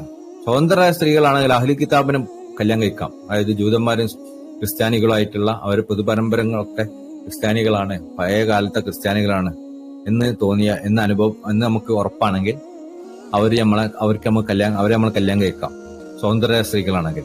പക്ഷെ പിന്നെ അടിമ സ്ത്രീകളുടെ വിഷയത്തില് അഹ്ലു കിതാബിന് കല്യാണം കഴിക്കാൻ പറ്റുമോ എന്നൊരു അഭിപ്രായ വ്യത്യാസമുണ്ട്. പറ്റൂല എന്ന് പറഞ്ഞല്ലോ മക്കളുണ്ട്. കാരണം അടിമ സ്ത്രീകൾക്ക് ഈമാൻ നിർബന്ധമാണെന്ന് പറഞ്ഞു വരുന്നു. അല്ല പറ്റൂന്ന് പറഞ്ഞവരുണ്ട്. കാരണം ഈമാൻ കല്യാണം കഴിക്കാൻ അഹ്ലു കിതാബിന് അനുവാദം കൊടുത്തപ്പോ അവിടെ സ്വതന്ത്രരായ സ്ത്രീകളോ അടിമ സ്ത്രീകളോ ഒന്ന് വേർതിരിവൊന്നും അള്ളാഹു അവരുടെ സുശാസനം പഠിപ്പിച്ചിട്ടില്ല എന്ന അടിസ്ഥാനത്തിൽ പിന്നെ അടിമ സ്ത്രീകൾക്കും അഹ്ലു കിതാബിൽപ്പെട്ട അടിമ സ്ത്രീകളെയും കല്യാണം കഴിക്കാമെന്ന് പറഞ്ഞു വരുന്നു. വാൻ തസ്ബീറു ഹൈറുൻ ലക്കും. പക്ഷെ ഇതൊക്കെ ആണെങ്കിലും തസ്ബീറു, ഈ അടിമ സ്ത്രീകളെ കല്യാണം കഴിക്കാതിരിക്കലാണ് നമുക്ക് അവർക്ക് ഹൈറ്. ഒന്നാമത്തെ ഈ അടിമ സ്ത്രീകള് എന്ന് പറയുന്നത് അവരുടെ അന്ന് ആ കാലത്തൊക്കെ ഉള്ളൊരു രീതികള് വ്യത്യസ്തമാണ്. അടിമ സ്ത്രീകളുടെ കൾച്ചറും സാധാരണ സ്വതന്ത്ര സ്ത്രീകളുടെ കൾച്ചറും ഒക്കെ വ്യത്യസ്തമാണ്. അവരാളുകളോട് സ്വതന്ത്രമായി പെരുമാറുന്നവരാണ്. അവരുടെ വസ്ത്രരീതികൾ മാറ്റുണ്ടാവും. ഇവർ മറ്റുള്ളവർ വസ്ത്രം ധരിക്കുന്ന പോലെ ധരിക്കണമെന്നില്ല. അവർ ആൾക്കാരോട് സംസാരിക്കുന്ന രീതി മാറ്റുണ്ടാവും. അവരുടെ ലാംഗ്വേജ്, ഭാഷാപ്രയോഗങ്ങൾ എങ്ങനെയാണെന്നുള്ളൊരു വ്യത്യസ്തപ്പെട്ടിരിക്കും. അവരുടെ മറ്റുള്ളവർക്കുള്ള അതബ് പോലൊന്നും ചിലപ്പോൾ അവർക്ക് അതബ് ഉണ്ടാവണമെന്നില്ല. അങ്ങനെ തുടങ്ങി അവര് സ്വതന്ത്ര സ്ത്രീകളെ പോലെയല്ല. അതുപോലെ തന്നെ ഒരു സംഭവങ്ങൾ നമ്മുടെ നാട്ടിൽ നമുക്ക് കാണാൻ പറ്റും. ഈ ചില ഇപ്പൊ കുറെ കുറവാണ്. പഴയ കാലത്തൊക്കെ കുറച്ച് ഹരിജൻ വിഭാഗത്തിൽപ്പെട്ട ആൾക്കാർ, ആദിവാസികളിലൊക്കെ നമ്മൾ നോക്കിയാൽ അവർക്ക് നമുക്ക് ഈ ഒരു സമാനമായ ഒരു കാറ്റഗറിയിലേക്ക് നമുക്ക് കാണാൻ പറ്റും. അവരിലൊന്നും നമുക്ക് സാധാരണ സ്ത്രീകളെ പോലെ അവരെ നമുക്ക് കാണാൻ പറ്റില്ല. അവരിൽ ആരെങ്കിലും നമ്മൾ വിവാഹം കഴിക്കുകയോ ചെയ്തു കഴിഞ്ഞാൽ നമുക്ക് ഒരു അതാവ് പോലെയാണത്. കാരണം അവർ സാധാരണ സ്ത്രീകളെ പോലെയല്ല. അല്ല യുസയ്യുർ വലതു റഖീഖൻ, എന്തുകൊണ്ടാണ് നമ്മൾ അതിൽ ക്ഷമിക്കണം എന്ന് പറഞ്ഞത്? അല്ല യുസയ്യുർ വലതു റഖീഖൻ, നമ്മൾ അവരെ ക്ഷമിച്ചിട്ടില്ലെങ്കിൽ അവരെ മക്കളും അടിമകളായും തീരും. അതേസമയം നിങ്ങളുടെ ഉടമസ്ഥതയിലുള്ള ഒരു അടിമ സ്ത്രീനാണ് നിങ്ങൾ കല്യാണം കഴിക്കുന്നതെങ്കിൽ അതിന് കല്യാണം കഴിക്കാൻ നിർബന്ധമില്ല. അവരുടെ അവരിൽ നിന്ന് മക്കളുണ്ടായി കഴിഞ്ഞാല് മക്കളെന്താവും? പിന്നെ സ്വതന്ത്രരായിരിക്കും. മാത്രമല്ല ആ അടിമ സ്ത്രീക്കുള്ള അവകാശങ്ങൾ കൂടുകയും ചെയ്യും കല്യാണം കഴിച്ചാൽ. എന്നാൽ മറ്റൊരു അടിമ സ്ത്രീകളെ പോലെ ആയിരിക്കില്ല അവര്. അള്ളാഹു അഫൂർ റഹീം, അള്ളാഹു അഫൂർ റഹീം ആണെന്ന് പറഞ്ഞ കാരണം എന്താ? അള്ളാഹു ഈ വിഷയത്തിൽ വിശാലത നൽകിയതുകൊണ്ട് അള്ളാഹു അഫൂർ റഹീമാണ് എന്ന്. ഇവിടെ റസൂലുള്ളാഹി ബഹുമാനപ്പെട്ട ഇസ്മായിൽ ഹക്കിൽ ബറൂസവി റളിയല്ലാഹു അൻഹു തങ്ങള് ഈ ഒരു അള്ളാഹു അഫൂർ റഹീം എന്ന് പറയുന്നിടത്ത് ഒരു റസൂലുള്ളാഹി ഹദീസ് കൊണ്ടുവരുന്നുണ്ട്. റൂഹുൽ ബയാനിൽ റസൂലുള്ളാഹി പറഞ്ഞു, യാ കരീമൽ അഫു, യാ കരീമൽ അഫു, തെറ്റുകൾ പൊറുക്കുന്നതിൽ ഏറ്റവും ഔദാര്യമുള്ളവനെ എന്ന് അള്ളാഹുവിന്റെ റസൂലുള്ളാഹി പറഞ്ഞിട്ടുണ്ട്. ജിബ്രീൽ അലൈഹിസ്സലാം പറഞ്ഞു, നിങ്ങൾക്കറിയുമോ എന്താണ് തെറ്റുകൾ പൊറുക്കുന്നതിൽ ഏറ്റവും ഔദാര്യമുള്ളവൻ എന്ന് ഉദ്ദേശിക്കുന്നത് എന്താണ്? അതിന്റെ അർത്ഥം അവന്റെ കാരുണ്യം കൊണ്ട് പുറത്തു നൽകുന്നവനും അവന്റെ ഔദാര്യം കൊണ്ട് ആ തെറ്റുകൾ നന്മകളാക്കി മാറ്റിമറിക്കുന്നവനാണ് എന്ന്. അതായത് ഞാൻ കരീമുൽ അഫു എന്ന വിശ്വാസങ്ങൾ ദുആ ചെയ്ത് അള്ളാഹു നമുക്ക് തെറ്റ് സംഭവിച്ചു പോയി എന്ന് കരുതാം. ആ തെറ്റ് സംഭവിച്ച് അള്ളാഹുവിന്റെ പൊറുക്കലിനെ ചോദിച്ചാൽ അള്ളാഹുവിന്റെ പൊറുക്കൽ ഏത് രൂപത്തിലായിരിക്കും എന്നറിയാം. അള്ളാഹു അത് പുറത്തു തരികയും ചെയ്യും. ആ ഒരു തെന്മനെ അള്ളാഹു നന്മയാക്കി മാറ്റുകയും ചെയ്യും. അതാണ് അള്ളാഹുവിന്റെ രീതി. ഇനിയിപ്പോ ഷെയ്ഖ് ഇബ്രാഹിം ന്യാസങ്ങൾ ഇത് അതിന്റെ ഓരോ വേർഡ് ബൈ വേർഡ് ആയിട്ടുള്ള അതിന്റെ ട്രാൻസ്ലേഷൻ അതുമായിട്ട് ബന്ധപ്പെട്ട ചെറിയ വിശദീകരണം മാത്രമാണ്. ഇനി ഷെയ്ഖ് ഇബ്രാഹിം ന്യാസങ്ങൾ ഇതിനെ കുറച്ചും കൂടി വിശാലമായി വിശദീകരിക്കണം. അഖ്ബറ തബാറക വ തആല ഫി ഹാദിൽ ആയാത്തിൽ ഹുക്മുൻ നിക്കാഹി മാ യുഹില്ല വമാ യുഹരിമ. ഈ ഒരു ആയത്തിൽ ഈ ആയത്തുകളിൽ അള്ളാഹു പഠിപ്പിക്കുന്നത് എന്താണ്? നിക്കാഹിൽ ഏതാണ് ഹലാല് ഏതാണ് ഹറാം എന്ന കാര്യങ്ങളൊക്കെയാണ്. നിക്കാഹ് കഴിക്കുമ്പോൾ ഏതൊക്കെ ഹറാമാണ് ഏതൊക്കെ ഹലാലാണ് എന്നുള്ള കാര്യങ്ങളാണ് ഈ ഹദീസിലൂടെ ഈ ആയത്തുകളിലൂടെ അല്ലാഹു റസൂൽ സ്വല്ലല്ലാഹു അലൈഹി വസല്ലം പഠിപ്പിക്കുന്നത്. നിക്കാഹു യഖ്തലിഫു നാസു ഫീഹി ഇഖ്തിലാഫിൻ തബഖാതിഹിം. അപ്പം നിക്കാഹിന്റെ വിഷയത്തില് മനുഷ്യരുടെ തരങ്ങൾക്കനുസരിച്ച് അവർക്കുള്ള വിധികളും വ്യത്യസ്തപ്പെട്ടതാണ്. അപ്പൊ നമ്മള് ഒരു വിവാഹം കഴിക്കുന്നതിനെ പറ്റിയാ പറയണേ കേട്ടോ. ഒരു പുരുഷൻ ഒരു വിവാഹം കഴിക്കുകയാണെങ്കിൽ തന്നെ അവനത് നിർബന്ധമാണോ സുന്നത്താണോ അതോ ഹറാമാണോ എന്ന വിഷയത്തിൽ അവനെങ്ങനെയാണോ അതിനനുസരിച്ചിരിക്കുന്നുള്ള. അതുപോലെ തന്നെയാണ് ഒന്നിലധികം വിവാഹം കഴിക്കുന്നതും ശരീഅത്തിൽ. ഇതിന്റെ ആത്മീയമായ കാര്യമല്ല കേട്ടോ പറഞ്ഞത്. ഒരാള് ശരീഅത്തിൽ നിലനിൽക്കുന്ന സമയത്ത് തന്നെ അവൻ ഒന്നിലധികം വിവാഹം കഴിക്കുന്നത് ചിലപ്പോൾ അവന് ഒരു വിവാഹം കഴിക്കുന്നതും ഒന്നിലധികം വിവാഹം കഴിക്കുന്നതും അവന് ചിലപ്പോൾ നിർബന്ധമാവാം, അവന് ചിലപ്പോൾ സുന്നത്താവാം, ചിലപ്പോൾ ഹറാമാവാം. ഇത് ഏത് അടിസ്ഥാനത്തിലാണ് നോക്കുന്നത്? വാജിബ് അലാ മൻ കാന ഖവിയൻ വശദീദൽ തവഖാനി ലിശ്ശഹവതി. ശാരീരിക ഇച്ഛകള് തീവ്രമായ ശാരീരിക ഇച്ഛകളുള്ള ആളുകളുണ്ടാവും. പ്രത്യേകിച്ചും പുരുഷന്മാരിൽ ചില ആളുകൾക്ക് അവർക്ക് തീവ്രമായ ശാരീരിക ഇച്ഛകൾ ഉണ്ടാവും. അവർ കല്യാണം കഴിച്ചിട്ടില്ലെങ്കിൽ അവർ ഒരു കല്യാണം കഴിക്കൽ നിർബന്ധമാണ്. ഒരു കല്യാണം കഴിച്ചിട്ട് ആ ഇച്ഛകളിൽ തൃപ്തി വരുന്ന ഒരവസ്ഥ അവർക്കില്ല. അത് അവരാണ് പറയേണ്ടത്. അവർക്കില്ലെങ്കിൽ അവർക്ക് ഒന്നിലധികം വിവാഹം കഴിക്കൽ നിർബന്ധമാണ്. വഹാദ വാജിബുൻ അലാ അൻ യൻകിഹ. അങ്ങനത്തെ ഒരു മനുഷ്യന് കല്യാണം കഴിക്കൽ നിർബന്ധമാണ്. വ മൻദൂബുൻ ഫി ഹഖിൽ മുഅ്തദിൽ. എന്നാൽ ഇടത്തരക്കാരന് അവന് അത്രത്തോളം തീവ്രമായ ഒരു ആഗ്രഹമൊന്നുമില്ല. അങ്ങനെ എന്നാൽ ആഗ്രഹം ഇല്ലായികയില്ല. അങ്ങനത്തെ ഒരു അവസ്ഥയാണെങ്കിൽ ഇടത്തരക്കാരന് മന്ദൂബുൻ അവൻ സുന്നത്തായ കാര്യമാണ്. അപ്പൊ മംനൂൻ അത് ഹറാമാണ്, നിഷിദ്ധമാണ്. ഫി ഹഖിൽ ആജിസി അനിൽ ഇഖാഇ. അതായത് കല്യാണവുമായി ബന്ധപ്പെട്ട കാര്യങ്ങൾ ഇണചേരുന്നതും ഭാര്യനെ തൃപ്തിപ്പെടുത്തുന്നതായിട്ടുള്ള കാര്യങ്ങളൊന്നും ഇല്ലാത്ത ഒരാളാണ്. അങ്ങനെ ചെയ്യാൻ പറ്റാത്ത ഒരാളെ സംബന്ധിച്ചിടത്തോളം, അല്ലെങ്കിൽ ഇവന് ആഗ്രഹങ്ങൾ തന്നെ ഇല്ല, ഇവന് ആഗ്രഹങ്ങളില്ല, അല്ലെങ്കിൽ ഇവന്റെ എന്തെങ്കിലും ശാരീരികമായ ക്രമക്കേടുകൾ ഇവനുണ്ട്, അങ്ങനത്തെ ഒരു അവസ്ഥയിലാണെങ്കിൽ അവനത് ഹറാമാണ്. ഇപ്പൊ നമ്മൾ സാധാരണ ചില ആളുകളൊക്കെ തീരെ വയസ്സായി കിടക്കുമ്പോഴൊക്കെ നമ്മൾ അവരെ കല്യാണം കഴിപ്പിക്കുന്ന അവസ്ഥ ഒക്കെ ഉണ്ട്. ഭാര്യ മരിച്ചുപോയി തീരെ വയസ്സായി കിടക്കാണ്, അല്ലെങ്കിൽ നമുക്ക് അംഗവൈകല്യമുള്ള ആളുകൾ, അസുഖം ഉള്ള ആള്, എന്തെങ്കിലും പ്രയാസങ്ങളുള്ള ആളുകൾ അവർക്ക് കല്യാണം കഴിപ്പിക്കും. അപ്പൊ നമ്മൾ ഇങ്ങനത്തെ കല്യാണം കഴിക്കുമ്പോൾ അവർക്ക് എന്തൊക്കെ കുറവുകളുള്ളതെന്നുള്ളത് ആ പെണ്ണിനോട് പറയൽ നമുക്ക് നിർബന്ധമാണ്. കാരണം പെണ്ണിനെ ബുദ്ധിമുട്ടിക്കാൻ പാടില്ല. ആ പെണ്ണ് അതൊക്കെ അറിഞ്ഞുകൊണ്ടാണ് വരുന്നതെങ്കിൽ ഇതൊന്നും കിടപ്പിലായ ഒരു പുരുഷനാണ്, എനിക്കത് നോക്കാൻ കുഴപ്പമൊന്നുമില്ല, അവരിന് ചെലവിനൊക്കെ തരുമല്ലോ, എനിക്കത് മതി എന്ന് പെണ്ണ് പറയുകയാണെങ്കിൽ കുഴപ്പമില്ല. അല്ലാതെ നമ്മള് അവളെ കൊണ്ട് നിർബന്ധിച്ച് കല്യാണം കഴിപ്പിക്കുകയാണ്. എന്നിട്ട് ഈ പുരുഷനാണെങ്കിൽ ഒരു കഴിവുമില്ല, അങ്ങനത്തെ ഒരു അവസ്ഥയാണെങ്കിൽ അത് പറ്റൂല, അത് മംനുവാണ്. അപ്പം നഫഖ, അല്ലെങ്കിൽ അവർക്ക് ചെലവിന് കൊടുക്കാനുള്ള ശേഷി അദ്ദേഹത്തിനില്ല. ഇപ്പൊ ആഗ്രഹങ്ങളൊക്കെ ഉണ്ട്, ശാരീരികമായ ആഗ്രഹങ്ങളുണ്ട്, പക്ഷെ ചെലവിന് കൊടുക്കാനുള്ള ശേഷിയില്ല. അപ്പോഴും അവന് കല്യാണം കഴിക്കാൻ പറ്റൂല. അപ്പൊ ആഗ്രഹങ്ങളുള്ളതുകൊണ്ട് മാത്രം കല്യാണം കഴിക്കാൻ, ചെലവ് കൊടുക്കാനുള്ള ശേഷി ഉണ്ടാവണം, വൽ മഹർ കൊടുക്കാനുള്ള ശേഷി ഉണ്ടാവണം. ഇതൊക്കെ ഉണ്ടെങ്കിലേ അവനത് അനുവദനീയമാവുള്ളൂ, അല്ലെങ്കിൽ ഹറാമാണ്. വൈദാ അറാദ ശഖ്സു അൻ യതസവ്വജ.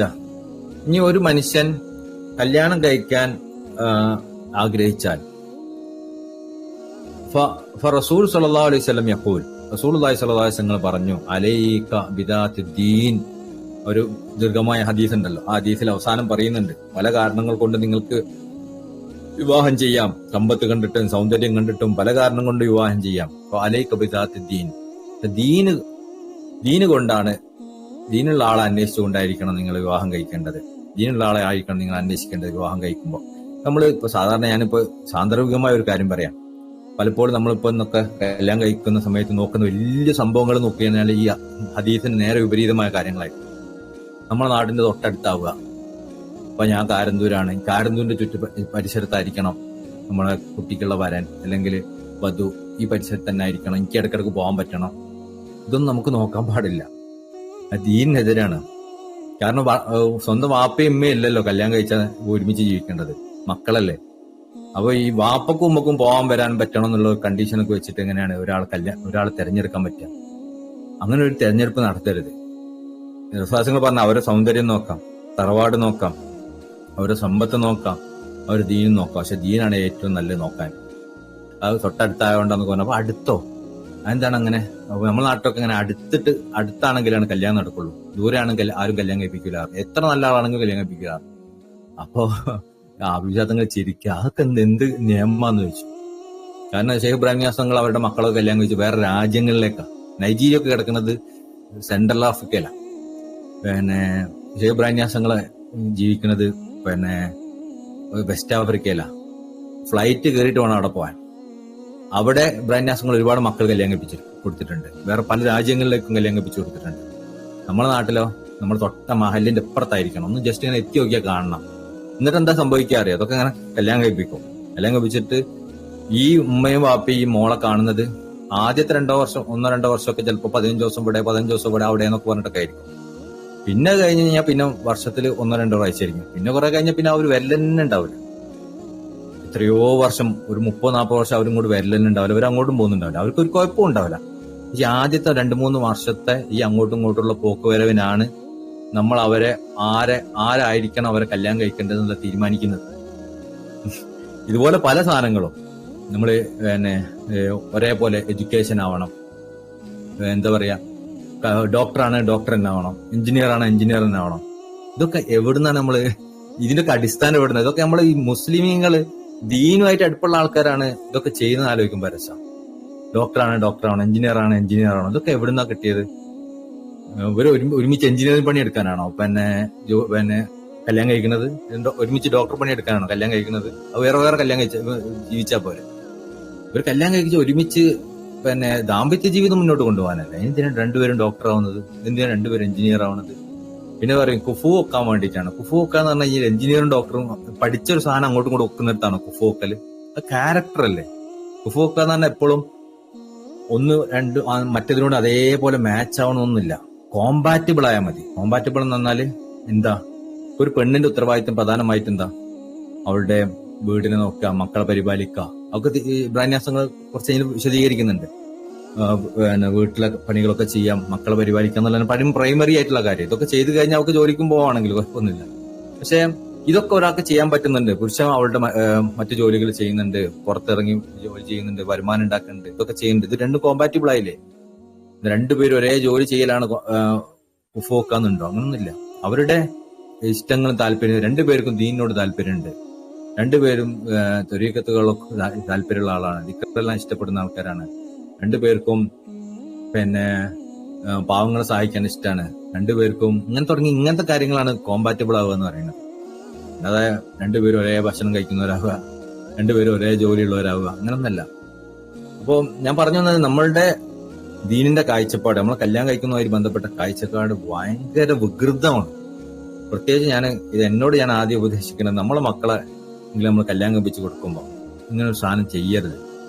നമ്മളെ മാലിന്യം തന്നെ ആയിരിക്കണം മറ്റേ കുട്ടിയും. എനിക്ക് ഇടക്കിടക്ക് പോകാനില്ലാതെ വരാനില്ല എന്നൊക്കെ പറഞ്ഞിട്ട് അങ്ങനെ ഒന്നും ആവുകയേ ചെയ്യരുത്. അങ്ങനെ ആയാൽ നമ്മൾ അവരെ ഏതുപോലെ, ഞാൻ ഉദാഹരണം പറഞ്ഞുതരാം. നമ്മളൊക്കെ ഷെയ്ഖിനെ സ്വീകരിച്ച എവിടെ? നമ്മൾ ഷെയ്ഖ് എവിടെയുള്ളത്? മൗറിത്താനിയയിലാണ്. നമ്മൾ കരുതാണ് എനിക്കൊരു ഷെയ്ഖിനെ കിട്ടും, മുറബിയായ ഷെയ്ഖായിരിക്കണം, കാലഘട്ടത്തിന് കുത്തുബന്നായിരിക്കണം, എനിക്ക് അതിന് താഴത്ത് ഒന്നും പറ്റൂല. പക്ഷെ ആ ആള് ഞാൻ കാരന്തൂര് എനിക്ക് നോക്കിയാൽ എത്തുന്ന സ്ഥലത്തായിരിക്കണം, എനിക്ക് ഇടക്കിടക്ക് അങ്ങോട്ട് പോകാനും വരാനൊക്കെ പറ്റണം എന്ന് ഞാൻ നിബന്ധന വെച്ചാൽ എങ്ങനെ ഉണ്ടാവും? എനിക്ക് കിട്ടും അങ്ങനെ ഒരു ഷെയ്ഖനെ? കാരണം അവിടെ ആ സ്ഥലത്ത് ആ നാട്ടില് ചിലപ്പോൾ സ്വാലിഹ്യങ്ങൾ തന്നെ അവിടെ കുറവായിരിക്കും. ആ ആൾക്കാരിൽ ഒരു വലിയ ഉണ്ടാവാറിന് അതിനേക്കാളും കുറവായിരിക്കും. ആ വലിയില് ഒരു ആരിഫ് ഉണ്ടാവാറിന് അതിനേക്കാളും കുറവായിരിക്കും. അവരിലൊരു കുത്തുബ് ഉണ്ടാവെന്നൊക്കെ പറഞ്ഞാൽ ഞാൻ എന്ത് ചെയ്യാണ്? അള്ളാഹു വെച്ചിട്ടുള്ള വിശാലതന്നെ ചുരുക്കുകയല്ലേ? എന്നിട്ട് ആ ചുരുക്കിയിൽ അതിലെന്നെ ഇത് കണ്ടെത്താൻ ശ്രമം നടത്തല്ലേ?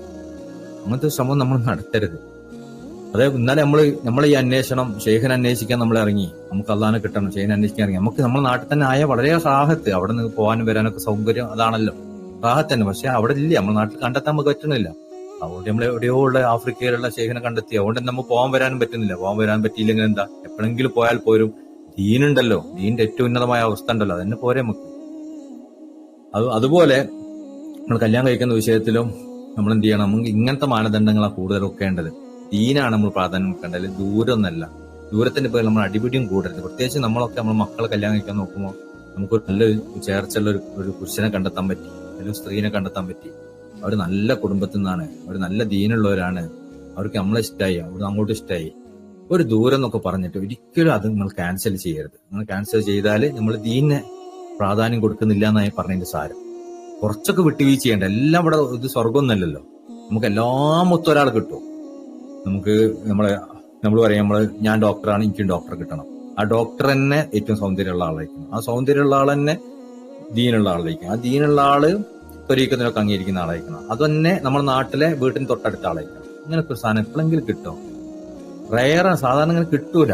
അങ്ങനത്തെ ഒരു ദീനുള്ള ഒരു പെൺകുട്ടിനെ കിട്ടാൻ തന്നെ നമ്മൾ മഷിട്ട് നോക്കിയാൽ കിട്ടൂല ഇപ്പോഴത്തെ കാലത്ത്. പിന്നെ നമ്മൾ ഇതൊക്കെ ഈ കണ്ടീഷൻ കൂടി വെച്ചാൽ എന്തായിരിക്കും അവസ്ഥ? എന്നിട്ട് അതിന് പറയും നമുക്ക് പെണ്ണ് കിട്ടുന്നില്ല, നമുക്ക് ആണ് കിട്ടുന്നില്ല. എന്നിട്ട് അള്ളാനെ കുറ്റം പറയും, എത്രയായി ചർച്ച ചെയ്യുന്നു, ഒന്നും നടക്കുന്നില്ല. അത് നമ്മളെ മുമ്പിലേറ്റത് അതൊക്കെ നമ്മൾ മുഖത്തടി തരാൻ പറ്റിയെങ്കിൽ ഒന്ന് മൊത്തം തന്നേനെ. കാരണം അമ്മാരി നിബന്ധനകൾ വെച്ചിട്ട് എന്നിട്ട് അള്ളാഹിനോട് ചോദിച്ചിട്ട് ഇത് കിട്ടുന്നില്ല എന്ന് പറഞ്ഞിട്ട് കംപ്ലൈന്റ് ആണ്. സംഭവം നമ്മൾ ഉണ്ടാക്കിയ പ്രശ്നങ്ങളാണ്. അല്ലാതെ അള്ളാഹ് നമുക്ക് ഇതിൽ റെസ്ട്രിക്ഷനും വെച്ചില്ല. ഇഷ്ടംപോലെ നല്ല ആൾക്കാരെ അള്ളാഹു അവിടെ ഇവിടെയൊക്കെ വെച്ചിട്ടുണ്ട്.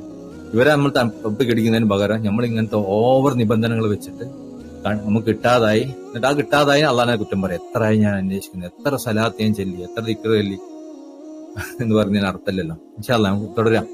അലൈക ബിദാത്ത് ദീൻ. അപ്പൊ റസൂലുള്ളാഹി പറഞ്ഞു, നിങ്ങൾ കല്യാണം കഴിക്കുമ്പോൾ ശ്രദ്ധിക്കേണ്ടത് ദീനാണ്. യഖ്താറു ദാത്ത ദീനി ഹഖം ബനാത്ത് സ്വാലിഹീൻ. അപ്പൊ നിങ്ങള് ദീന് വെച്ചിട്ടാണ് ആളുകൾ തിരഞ്ഞെടുക്കേണ്ടത്. പ്രത്യേകിച്ചും നിങ്ങൾ സ്ത്രീകളെ കല്യാണം കഴിക്കുമ്പോൾ ബനാത്ത് സ്വാലിഹീൻ, സ്വാലിഹീങ്ങളെ മക്കളെ കല്യാണം കഴിക്കാൻ ശ്രമിക്കണം. കാരണം പെൺകുട്ടികൾ ഒറ്റക്ക് സ്വാലിഹീങ്ങളാവുക എന്ന് പറയുന്നത് റെയറാണ്. ഉണ്ടാവില്ല എന്നല്ല, റെയറാണ്. അവരുടെ വാപ്പമാര് സ്വാലിഹീങ്ങളാണെങ്കിൽ പെൺകുട്ടികളും സ്വാലിഹീങ്ങളാവും. അതാണ് പെൺകുട്ടികൾ പ്രത്യേകമായ ഒരു വിശേഷം. അപ്പൊ മാത്രമല്ല, പെൺകുട്ടികൾ നമ്മൾ ചെറിയ പ്രായത്തിലാണല്ലോ അവരെ ചെറിയ പ്രായത്തിലാണ് കല്യാണം കഴിപ്പിക്കേണ്ടത്. അതും കൂടി ഞാൻ പറയാം. വിശ്വാസങ്ങൾ പറഞ്ഞൊരു ഹദീസ് കാണാം, നിങ്ങൾ പെൺകുട്ടികളുടെ വിഷയത്തിൽ അവരെ കല്യാണം കഴിക്കാൻ ധൃതിപ്പെടണം. എന്തുകൊണ്ട് കല്യാണം കഴിക്കാൻ ധൃതിപ്പെടണം എന്ന് പറയുന്നത്? പെൺകുട്ടികൾക്ക് ദുനിയാവിന്റെ ചിന്തകളും ടെൻഷനുകളും കൂടുതലാണ്. അവർ കുറച്ചും കൂടി വലുതാവുന്നതിനനുസരിച്ച് നമ്മൾ കല്യാണം കഴിക്കാൻ നേരം കഴിപ്പിച്ചാൽ എന്താ സംഭവിക്കാം? അവര് കൂടുതൽ നെഗറ്റീവുകൾ ഒപ്പിയെടുക്കാം. അവരിങ്ങനെ അവരുടെ കൂട്ടുകാരികളുടെയും അവരുടെ നാട്ടുകാരുടെയും ഒക്കെ. അപ്പോ നമ്മൾ ഈ പെൺകുട്ടികളെ കല്യാണം വൈകിപ്പിച്ചാൽ എന്താ സംഭവിക്കുക പറഞ്ഞാല്, ഇവര് അവരെ കൂട്ടുകാരികൾ 18 വയസ്സായി, 19 വയസ്സായി, 20 വയസ്സായി, അവരെ കൂട്ടുകാരികളോട് കാര്യങ്ങളൊക്കെ ചോദിക്കും. ഒരു വിവാഹബന്ധം എങ്ങനെ? എന്തായാലും പെണ്ണുങ്ങൾ കൂടുതലും ഈ സിമ്പതി വാങ്ങാന്നുള്ളതാണ് അവളുടെ മെയിൻ ഉദ്ദേശം. അവരുടെ മെയിൻ അതാ. നല്ല പറയുന്ന പെണ്ണുങ്ങൾ വളരെ കുറവായിരിക്കും. ഒരു അടുത്ത് അങ്ങോട്ടും ഇങ്ങോട്ടും സൊറ പറയുമ്പോൾ പ്രധാനമായി പറയാം കുറ്റങ്ങളും കുറവുകളായിരിക്കും. അവരുടെ ഭർത്താവിന്റെ കുറ്റങ്ങള്, അമ്മായിമ്മന്റെ കുറ്റങ്ങള്, വീട്ടിലെ പ്രശ്നങ്ങൾ. എന്നാ പ്രശ്നങ്ങൾ മാത്രമൊന്നും ആയിരിക്കില്ല അവരുടെ ജീവിതത്തിൽ ഉണ്ടാവും. ഒരുപാട് സന്തോഷങ്ങൾ ഉണ്ടാവും. അതൊന്നും ആരോടും പറയൂല. കാരണം അതൊക്കെ പറഞ്ഞാൽ ഓര് ചിന്തിക്കുന്നത് എന്താ, ഞാനൊക്കെ നല്ല അവസ്ഥയിലാണ്, മറ്റൊരു ചിന്തിച്ചു പോയാലും. അങ്ങനെയല്ലല്ലോ. ഇതൊക്കെ ഉണ്ടെങ്കിൽ ഒരു സിമ്പതി കിട്ടും. ഇങ്ങനെയാണ് പെണ്ണുങ്ങളുടെ ഇതൊക്കെ ഒരാളെ കുറ്റപ്പെടുത്തലുണ്ട്. പൊതുവായ ഒരു രീതിയാണ് പറയുന്നത്. പൊതുവായ ഒരു പെണ്ണുങ്ങളുടെ രീതി അതാണ്. ഇത് ഈ പെൺകുട്ടീനോട് നമ്മൾ കല്യാണം വൈകിപ്പിച്ച പെൺകുട്ടീനോട് അവരുടെ സുഹൃത്തുക്കൾ പറഞ്ഞു. അവള് വാട്സപ്പിലൂടെയും മറ്റേതിലൂടെ ഈ ചാനലിലൂടെ ന്യൂസിലൂടെ ഒക്കെ കേൾക്കാനിടയാവുന്നതും ഇങ്ങനത്തെ ട്രാജഡികളാണ്. കല്യാണം കഴിച്ചു, അത് സംഭവിച്ചു, അടിച്ചു കൊന്നു, അത് ഇത് എന്നൊക്കെ പറഞ്ഞിട്ട് അവളിങ്ങനെ ഇതിനെപ്പറ്റി ഇങ്ങനെ അനലൈസ് ചെയ്യാൻ തുടങ്ങും. നോക്കുമ്പോൾ 99% കല്യാണം കഴിക്കുന്നതിലൊക്കെ പരാജയപ്പെട്ടതാണെന്നാണ് ഒരു വിലയിരുത്തുക. അപ്പൊ പിന്നെ പേടിയാവും കല്യാണം കഴിക്കാൻ. കുറച്ച് കഴിഞ്ഞാൽ പേടിച്ച് പിന്നെ കുറച്ച് കഴിഞ്ഞാൽ എനിക്ക് കല്യാണം വേണ്ട. കല്യാണത്തിന് തന്നെ ഭയങ്കര എന്തോ ഒരു പ്രയാസമുള്ള എന്തോ ഒരു സാധനമായിട്ട് ഇവർ കൊണ്ടെടുക്കും. അതേസമയം നമ്മൾ അവരെ പെട്ടെന്ന് കല്യാണം കഴിപ്പിച്ചാൽ എന്താ സംഭവം? ഇങ്ങനത്തെ സാധനങ്ങളൊന്നും അവർ ചിന്തയിലേക്കൊന്നും കൊണ്ടുവരില്ല. അവരതിനെ ഈസി ആയിട്ട് കൈകാര്യം ചെയ്യും. നമ്മളെ കൂട്ടത്തിലുള്ള പെണ്ണുങ്ങളൊക്കെ നോക്കി ഒരു ചെറുപ്രായത്തിലായിരിക്കും അവരൊക്കെ കല്യാണം കഴിച്ചിട്ടുണ്ടാവും. കല്യാണം കഴിക്കുന്ന ഒരു പ്രയാസം ഉണ്ടാവില്ല. ഇത് കല്യാണം കഴിക്കാതെ 20-25 വയസ്സൊക്കെ കാത്തുന്നുണ്ടെങ്കിൽ അവസ്ഥയിലേക്ക് അങ്ങോട്ട് ഇതിന്റെ മുകളിലുള്ള ചിന്തകൾ ഇങ്ങനെ അപാരമായിരിക്കും. മാത്രമല്ല ഈ കല്യാണം കഴിച്ചു കഴിഞ്ഞാൽ ഈ ചിന്തകൾ വെച്ചിട്ട് ഇങ്ങനെ ടെൻഷൻ കൊണ്ടായിരിക്കും ഇവർ നോക്കിക്കാണാം ഈ പുരുഷനെ. എന്നിട്ട് ഇയാളിത് ചെയ്യുന്നുണ്ടോ, അയാൾ ഇങ്ങനെ ആക്കണ്ടോ, അങ്ങനെ ആക്കണ്ടോ ഒക്കെ നോക്കി ലാസ്റ്റ് അതും കുറ്റങ്ങൾ കുറവും മാത്രം തപ്പി കണ്ടുപിടിക്കാൻ ഇവരിങ്ങനെ നോക്കിക്കൊണ്ടിരിക്കുമ്പോൾ കുറ്റങ്ങൾ കുറവുകൾ മാത്രമേ കണ്ടുപിടിക്കാൻ സാധിക്കും. അപ്പൊ ഇങ്ങനൊക്കെ കാരണങ്ങൾ കൊണ്ട് ഒരുപാട് കാരണങ്ങളുണ്ട്. പെൺകുട്ടികളെ വിവാഹം കഴിക്കുന്നത് ധൃതിപ്പെടണം. നമ്മള് വിശ്വാസങ്ങള് അങ്ങനെ തന്നെ നമ്മോട് കൽപ്പിച്ചിട്ടുണ്ട്. പെൺകുട്ടികളെ നിങ്ങൾ വിവാഹം കഴിക്കുന്നത് പെട്ടെന്നാക്കണം. അപ്പൊ നമുക്ക് അതിനർത്ഥം നമ്മുടെ അടുത്ത നിയമപ്രകാരം ഇപ്പൊ 18 വയസ്സിലെ കല്യാണം കഴിപ്പിക്കാൻ പറ്റും. 18 വയസ്സൊക്കെ ഓവറാണ് ശരിക്കും. നമ്മളൊക്കെ ശരിക്കും നമ്മുടെ നാട്ടിലൊക്കെ പഴയ കാലത്ത് പെണ്ണുങ്ങളൊക്കെ കല്യാണം കഴിപ്പിച്ചത് 15, 14. അതിനർത്ഥം 14 വയസ്സിൽ പെൺകുട്ടിക്ക് പക്വത വന്നിട്ടില്ല എന്ന് കരുതാം. ഓരോ പെൺകുട്ടികളും ഓരോ രൂപത്തിലാണ്. എല്ലാവരും 14 വയസ്സാകുമ്പോഴത്തേനും പക്വതയും വരികയില്ല, ചില ആളുകൾക്ക് 12 വയസ്സാൽ തന്നെ ഭയങ്കര പക്വത ഉണ്ടാവുകയും ചെയ്യും. അപ്പൊ ഓരോ പെൺകുട്ടികളുടെ നാച്ചർ അനുസരിച്ച് അവർക്ക് പക്വതയും പാകവും ഒക്കെ വന്നിട്ടുണ്ട്, ശാരീരികമായ വളർച്ച വന്നിട്ടുണ്ട്, അവർ കുറെ കാര്യങ്ങളൊക്കെ നോർമലായി ചിന്തിക്കാൻ പറ്റിക്കഴിഞ്ഞാൽ അവർ പെട്ടെന്ന് വിവാഹം ചെയ്തു കൊടുക്കണം. നമുക്ക് ഇപ്പോഴത്തെ നാട്ടിലത്തെ നിയമം അനുസരിച്ച് 18 പറ്റും, നമുക്ക് വേറെ ഓപ്ഷൻ ഇല്ലല്ലോ. 18 വയസ്സായി അതിന്റെ അപ്പുറത്തേക്കൊന്നും പോകരുത്. ഇനി എത്രത്തോളം നമ്മൾ അതിന്റെ അപ്പുറത്തേക്ക് പോകുന്നു അത്രത്തോളം പ്രശ്നമാണ്. ഈ പുരുഷന്മാരെ വിവാഹ പ്രായം പറഞ്ഞു കഴിഞ്ഞാൽ പുരുഷന്മാർക്ക് അത് മാത്രം കല്യാണം കഴിക്കാന്ന് പറയുന്നത് വിവാഹം കഴിക്കാനുള്ള താല്പര്യം മാത്രം പരിഗണിച്ചാൽ പോരാ. പുരുഷന്മാർക്ക് അവരെ നോക്കാനുള്ള മഹർ കൊടുക്കാനുള്ള പൈസ വേണം. അതാണല്ലോ നേരത്തെ പറഞ്ഞത്, അവർക്ക് മഹറിനും അവർക്ക് നോക്കാനുള്ള പൈസയും കണ്ടെത്തണം. അത് ഉണ്ടെങ്കിൽ അവർക്കും എളുപ്പം കല്യാണം കഴിക്കുന്നത് തന്നെ നല്ലത്. അവർക്കൊരു സാധാരണഗതിയിൽ അവർ പഠിച്ച് ജോലിയൊക്കെ കിട്ടി ഇങ്ങനെ വരുമാനമൊക്കെ ആയി വരുമ്പോൾ എത്ര പ്രായമാവും? വിശ്വാസങ്ങളൊക്കെ കല്യാണം കഴിച്ച പ്രായമാവും 20-25 വയസ്സിന്റെ ഒക്കെ ഇടയിൽ. അതിന്റെ ഇടയിൽ ഒരാൾ കല്യാണം കഴിച്ചാൽ ഇപ്പൊ ഞാൻ 21 വയസ്സിലൊക്കെ കല്യാണം കഴിച്ചത്. 21 വയസ്സിൽ അങ്ങനത്തെ ഒരു അവസ്ഥ ഒരാൾക്ക് ഉണ്ടെങ്കിൽ കല്യാണം കഴിക്കാം, അല്ലെങ്കിൽ 25 വയസ്സ് വരെ കാത്തിരിക്കാം, അതിലും കൂടുതൽ ആവാതിരിക്കാൻ ശ്രമിക്കാം. മാത്രമല്ല പെൺകുട്ടികളുടെ ഒരു 15-16 വയസ്സുള്ള അവസ്ഥ എന്ന് പറയുന്നത് പുരുഷന്മാരുടെ 25 വയസ്സുള്ള അവസ്ഥയാണ്. അപ്പൊ നമ്മളതിനെ ഡിലേ ആക്കി നോർമലി ആയിട്ട് പറയുന്നത്, ചില ആൾക്കാർക്ക് കുറവും കൂടുതലും ഒക്കെ ഉണ്ടാവും. അത് ഡിലേ ആക്കി 15-25 ഒക്കെ ആക്കി കഴിഞ്ഞാൽ അവർക്ക് പിന്നെ അവരുടെ നല്ല കാലം ഉണ്ടല്ലോ, ദാമ്പത്യ ജീവിതത്തിന്റെ നല്ല കാലം നഷ്ടപ്പെട്ടു പോകും. 25 എന്നൊക്കെ പറഞ്ഞു കഴിഞ്ഞാൽ അവരുടെ 10 വർഷം നഷ്ടപ്പെട്ടു, അവരുടെ ദാമ്പത്യ ജീവിതത്തിലുള്ള 10 വർഷം നഷ്ടപ്പെട്ടു. പിന്നെ അത് കുറഞ്ഞ വർഷമേ ഉള്ളൂ. അപ്പൊ നഷ്ടം നമ്മൾ ഉണ്ടാക്കി കൊടുക്കരുത്, സാന്ദർഭികമായി ഉണർത്തിന്നുള്ളൂ. ഇതൊന്നും പിന്നെ വേറൊരു കാര്യം, ഞാൻ ഈ പറഞ്ഞ കാര്യങ്ങളൊന്നും ആരും പറഞ്ഞു തരില്ല. ആൾക്കാരൊക്കെ നമ്മൾ സമൂഹത്തിനെ നോക്കിയിട്ടാണ് ഇതൊക്കെ പറയാ. സമുദായം എന്ത് പറയുന്നു, ഞാൻ ഇതൊക്കെ പറഞ്ഞു കഴിഞ്ഞാൽ യൂട്യൂബിൽ എങ്ങനെ വരും, ഇതൊക്കെ പറഞ്ഞ ചാനലുകളിൽ എങ്ങനെ ചർച്ച ചെയ്യാം, ഇതൊക്കെ പറഞ്ഞു കഴിഞ്ഞാൽ പ്രശ്നമല്ലേ, ആൾക്കാരെന്നെ ഒരു അഞ്ചനായി കണക്കാക്കൂലേ, വരി സ്ത്രീകളെ എതിര് നിൽക്കുന്ന ആളായിട്ട് കണക്കാക്കൂലേ എന്നൊക്കെ നിങ്ങൾക്ക് വിചാരിച്ച് പലരും ഒന്നും പറയൂല. ഞാൻ പറയണത് എന്താണ്, എനിക്ക് ഇങ്ങനത്തെ അതൊന്നുമില്ല, ഞാൻ എന്ത് കണക്കാക്കിയാലും എനിക്ക് കുഴപ്പമില്ല, നമുക്ക് ഇതുള്ള പോലെ പറയണല്ലോ, അതുകൊണ്ട് പറയുന്നുള്ള. അപ്പോ കല്യാണം കഴിച്ച് ജോലി നോക്കിയാൽ മതി എന്നൊക്കെ പറഞ്ഞ രിസ്കിന്റെ വിഷയം ഇത്രയുള്ള രിസ്ക് എന്ന് പറഞ്ഞു കഴിഞ്ഞാല് മഹർ കൊടുക്കാനുള്ള പൈസ ഉണ്ടാവണം, നോക്കാനുള്ള പൈസ വേണം. ഒരാളിങ്ങുണ്ടല്ലോ, ചില ആൾക്കാരുണ്ട് ഇപ്പൊ പുരുഷന്മാരെ കല്യാണം കഴിക്കും, ഞാൻ വീടായിട്ട് കല്യാണം കഴിക്കുക. എന്തിനാ വീടായിട്ട് കല്യാണം കഴിക്കാത്തത്? വീടായിട്ട് കല്യാണം കഴിക്കുക, അതുപോലെ തന്നെ ഞാനൊന്ന് സെറ്റിലായിട്ട് കല്യാണം കഴിക്കണം. ഇതൊക്കെ എന്തിനാ സെറ്റിലായി കല്യാണം കഴിക്കണം? പിന്നെ ആഗ്രഹമുണ്ട് കല്യാണം കഴിക്കണം, ആദ്യം കല്യാണം കഴിക്കണം. ഇതൊക്കെ ഒരു മഹറിന് കൊടുക്കാൻ പൈസ ഉണ്ട്. അതുപോലെ തന്നെ ഒരു അവർക്ക് ചെലവിന് ആവശ്യമായ സാധനം. ഞാനൊക്കെ വിചാരിച്ചെന്താ പറയുക, എന്റെ ഒരു പേഴ്സണലായ കാര്യം പറയാം. എന്റെ ഒക്കെ വാപ്പ ചെയ്തിരുന്ന സംഭവം പറഞ്ഞത്, നമുക്ക് 21 വയസ്സിൽ തന്നെ വാപ്പ എന്നെയും കാക്കനെയൊക്കെ കല്യാണം കഴിപ്പിച്ചു. പിന്നെ നമ്മൾ കുറഞ്ഞ പ്രായം വരെ നമ്മളുടെ പല കാര്യങ്ങൾ നോക്കിയിരുന്നത് വാപ്പ തന്നെയായിരുന്നു. അതിനുശേഷം ഞാൻ പഠിച്ചത്, എനിക്ക് പഠനത്തിന്റെ ചെലവൊക്കെ തന്ന വാപ്പയായിരുന്നു. അതുകൊണ്ട് എന്താ വിചാരിക്കുന്നത്, നമ്മൾ ചെറുപ്രായത്തിൽ തന്നെ നമ്മൾ ലോക്കായി, നമുക്ക് കുറെ കാര്യങ്ങൾ ദീനിന്റെ പല കാര്യങ്ങളും നമുക്ക് എളുപ്പമായി മാറി. അതുപോലെ തന്നെയാണ് നമ്മളെ മക്കളെ കല്യാണം കഴിപ്പിക്കും, നമ്മൾ ഓൻ സ്വന്തമായ കാര്യങ്ങൾ നിന്നിട്ട് ഇതൊക്കെ ചെയ്യുള്ളൂ. നമ്മൾ വാപ്പക്ക് അവരോട് റഹ്മത്ത് കാണിക്കാറ്. വാപ്പക്ക് എന്ത് ചെയ്യുക, മക്കളെ ആൺകുട്ടികൾക്ക് ഒരു 21 വയസ്സാകുന്ന സമയത്ത് അവർ കല്യാണം കഴിപ്പിച്ചു കൊടുക്കുക. എന്നിട്ട് പറയാം അവരോട് 25 വയസ്സ് വരെ ഈ പഠിക്കുകയെ എന്തുവാണ് ചെയ്തോ അതുവരെയുള്ള പ്രായത്തില് എന്റെ ചെലവുകളും എന്റെ ഭാര്യന്റെ ചെലവുകളും ഞാൻ നോക്കിക്കോളാം എന്ന് പറയാലോ.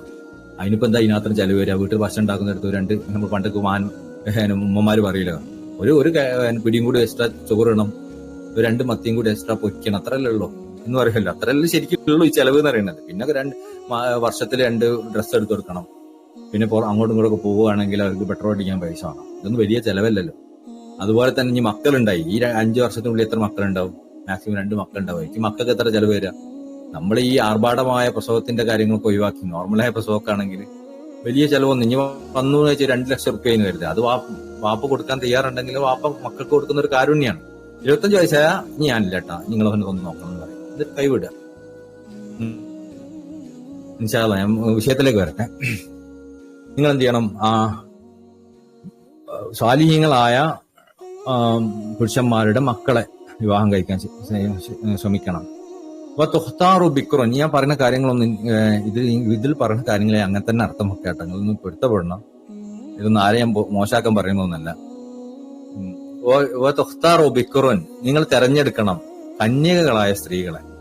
ലിഅന്ന ബിക്റ അസ്ദഖു മഹബ്ബത്തുൻ, കാരണം കന്യകളായ സ്ത്രീകൾക്കാണ് ശരിയായ മഹബത്ത് ഉണ്ടാവുള്ളൂ.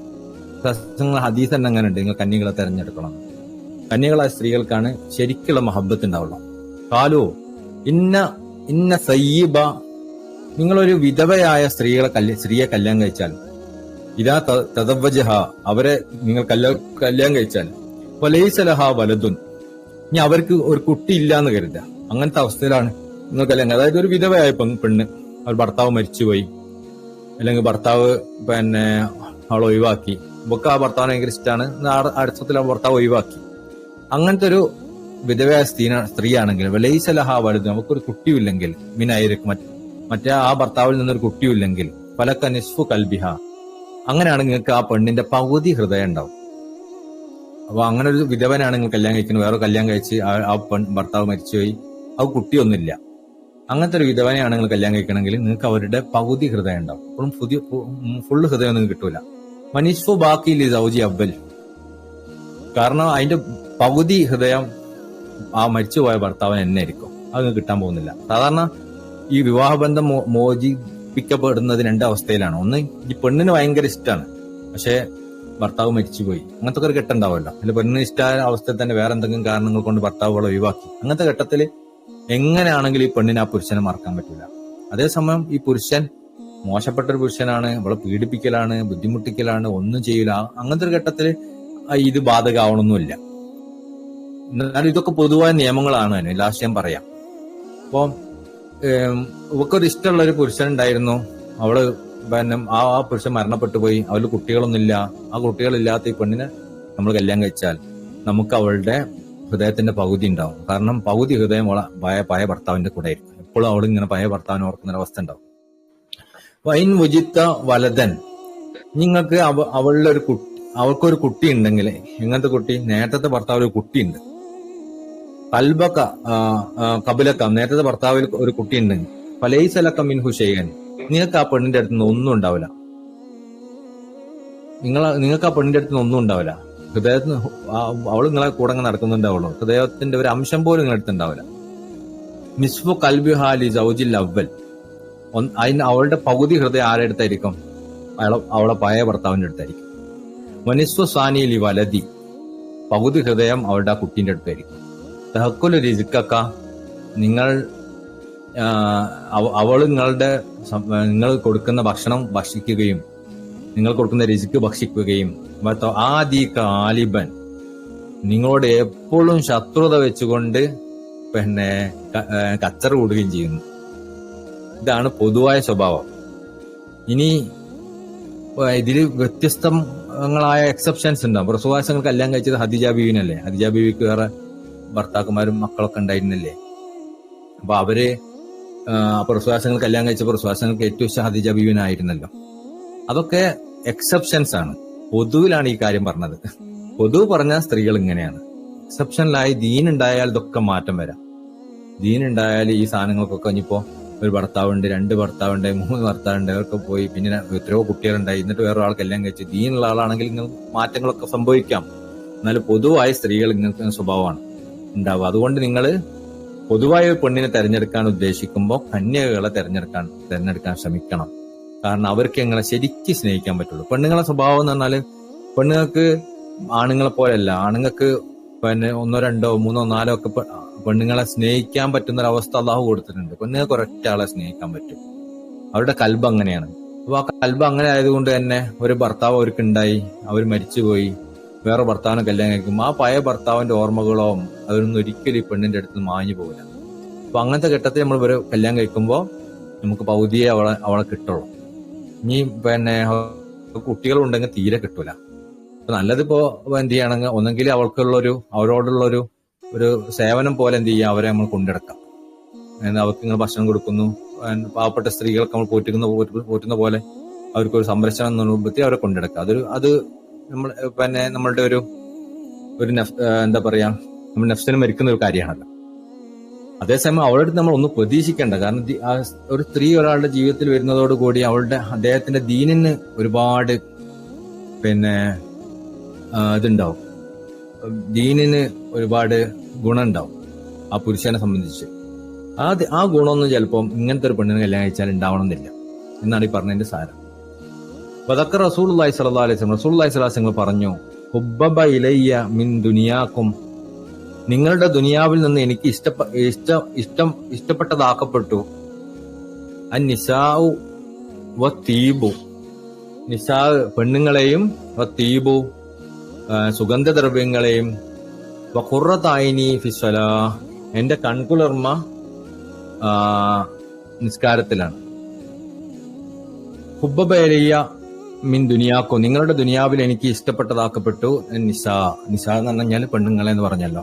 അപ്പൊ ഇതിനൊക്കെ നമ്മുടെ നാട്ടിലത്തെ ലിബറലിസ്റ്റുകളും ഓറിയന്റലിസ്റ്റുകളും ഒക്കെ പറഞ്ഞ് വിശ്വാസങ്ങളെ ശ്രീലംബടനാക്കാനൊക്കെ ശ്രമിക്കാറുണ്ട്. എനിക്ക് ഏറ്റവും ഇഷ്ടം പെണ്ണുങ്ങളാണെന്ന് വിശ്വാസങ്ങൾ പറഞ്ഞു, തുടക്കം തന്നെ പറഞ്ഞത് പെണ്ണുങ്ങളാണെന്ന്.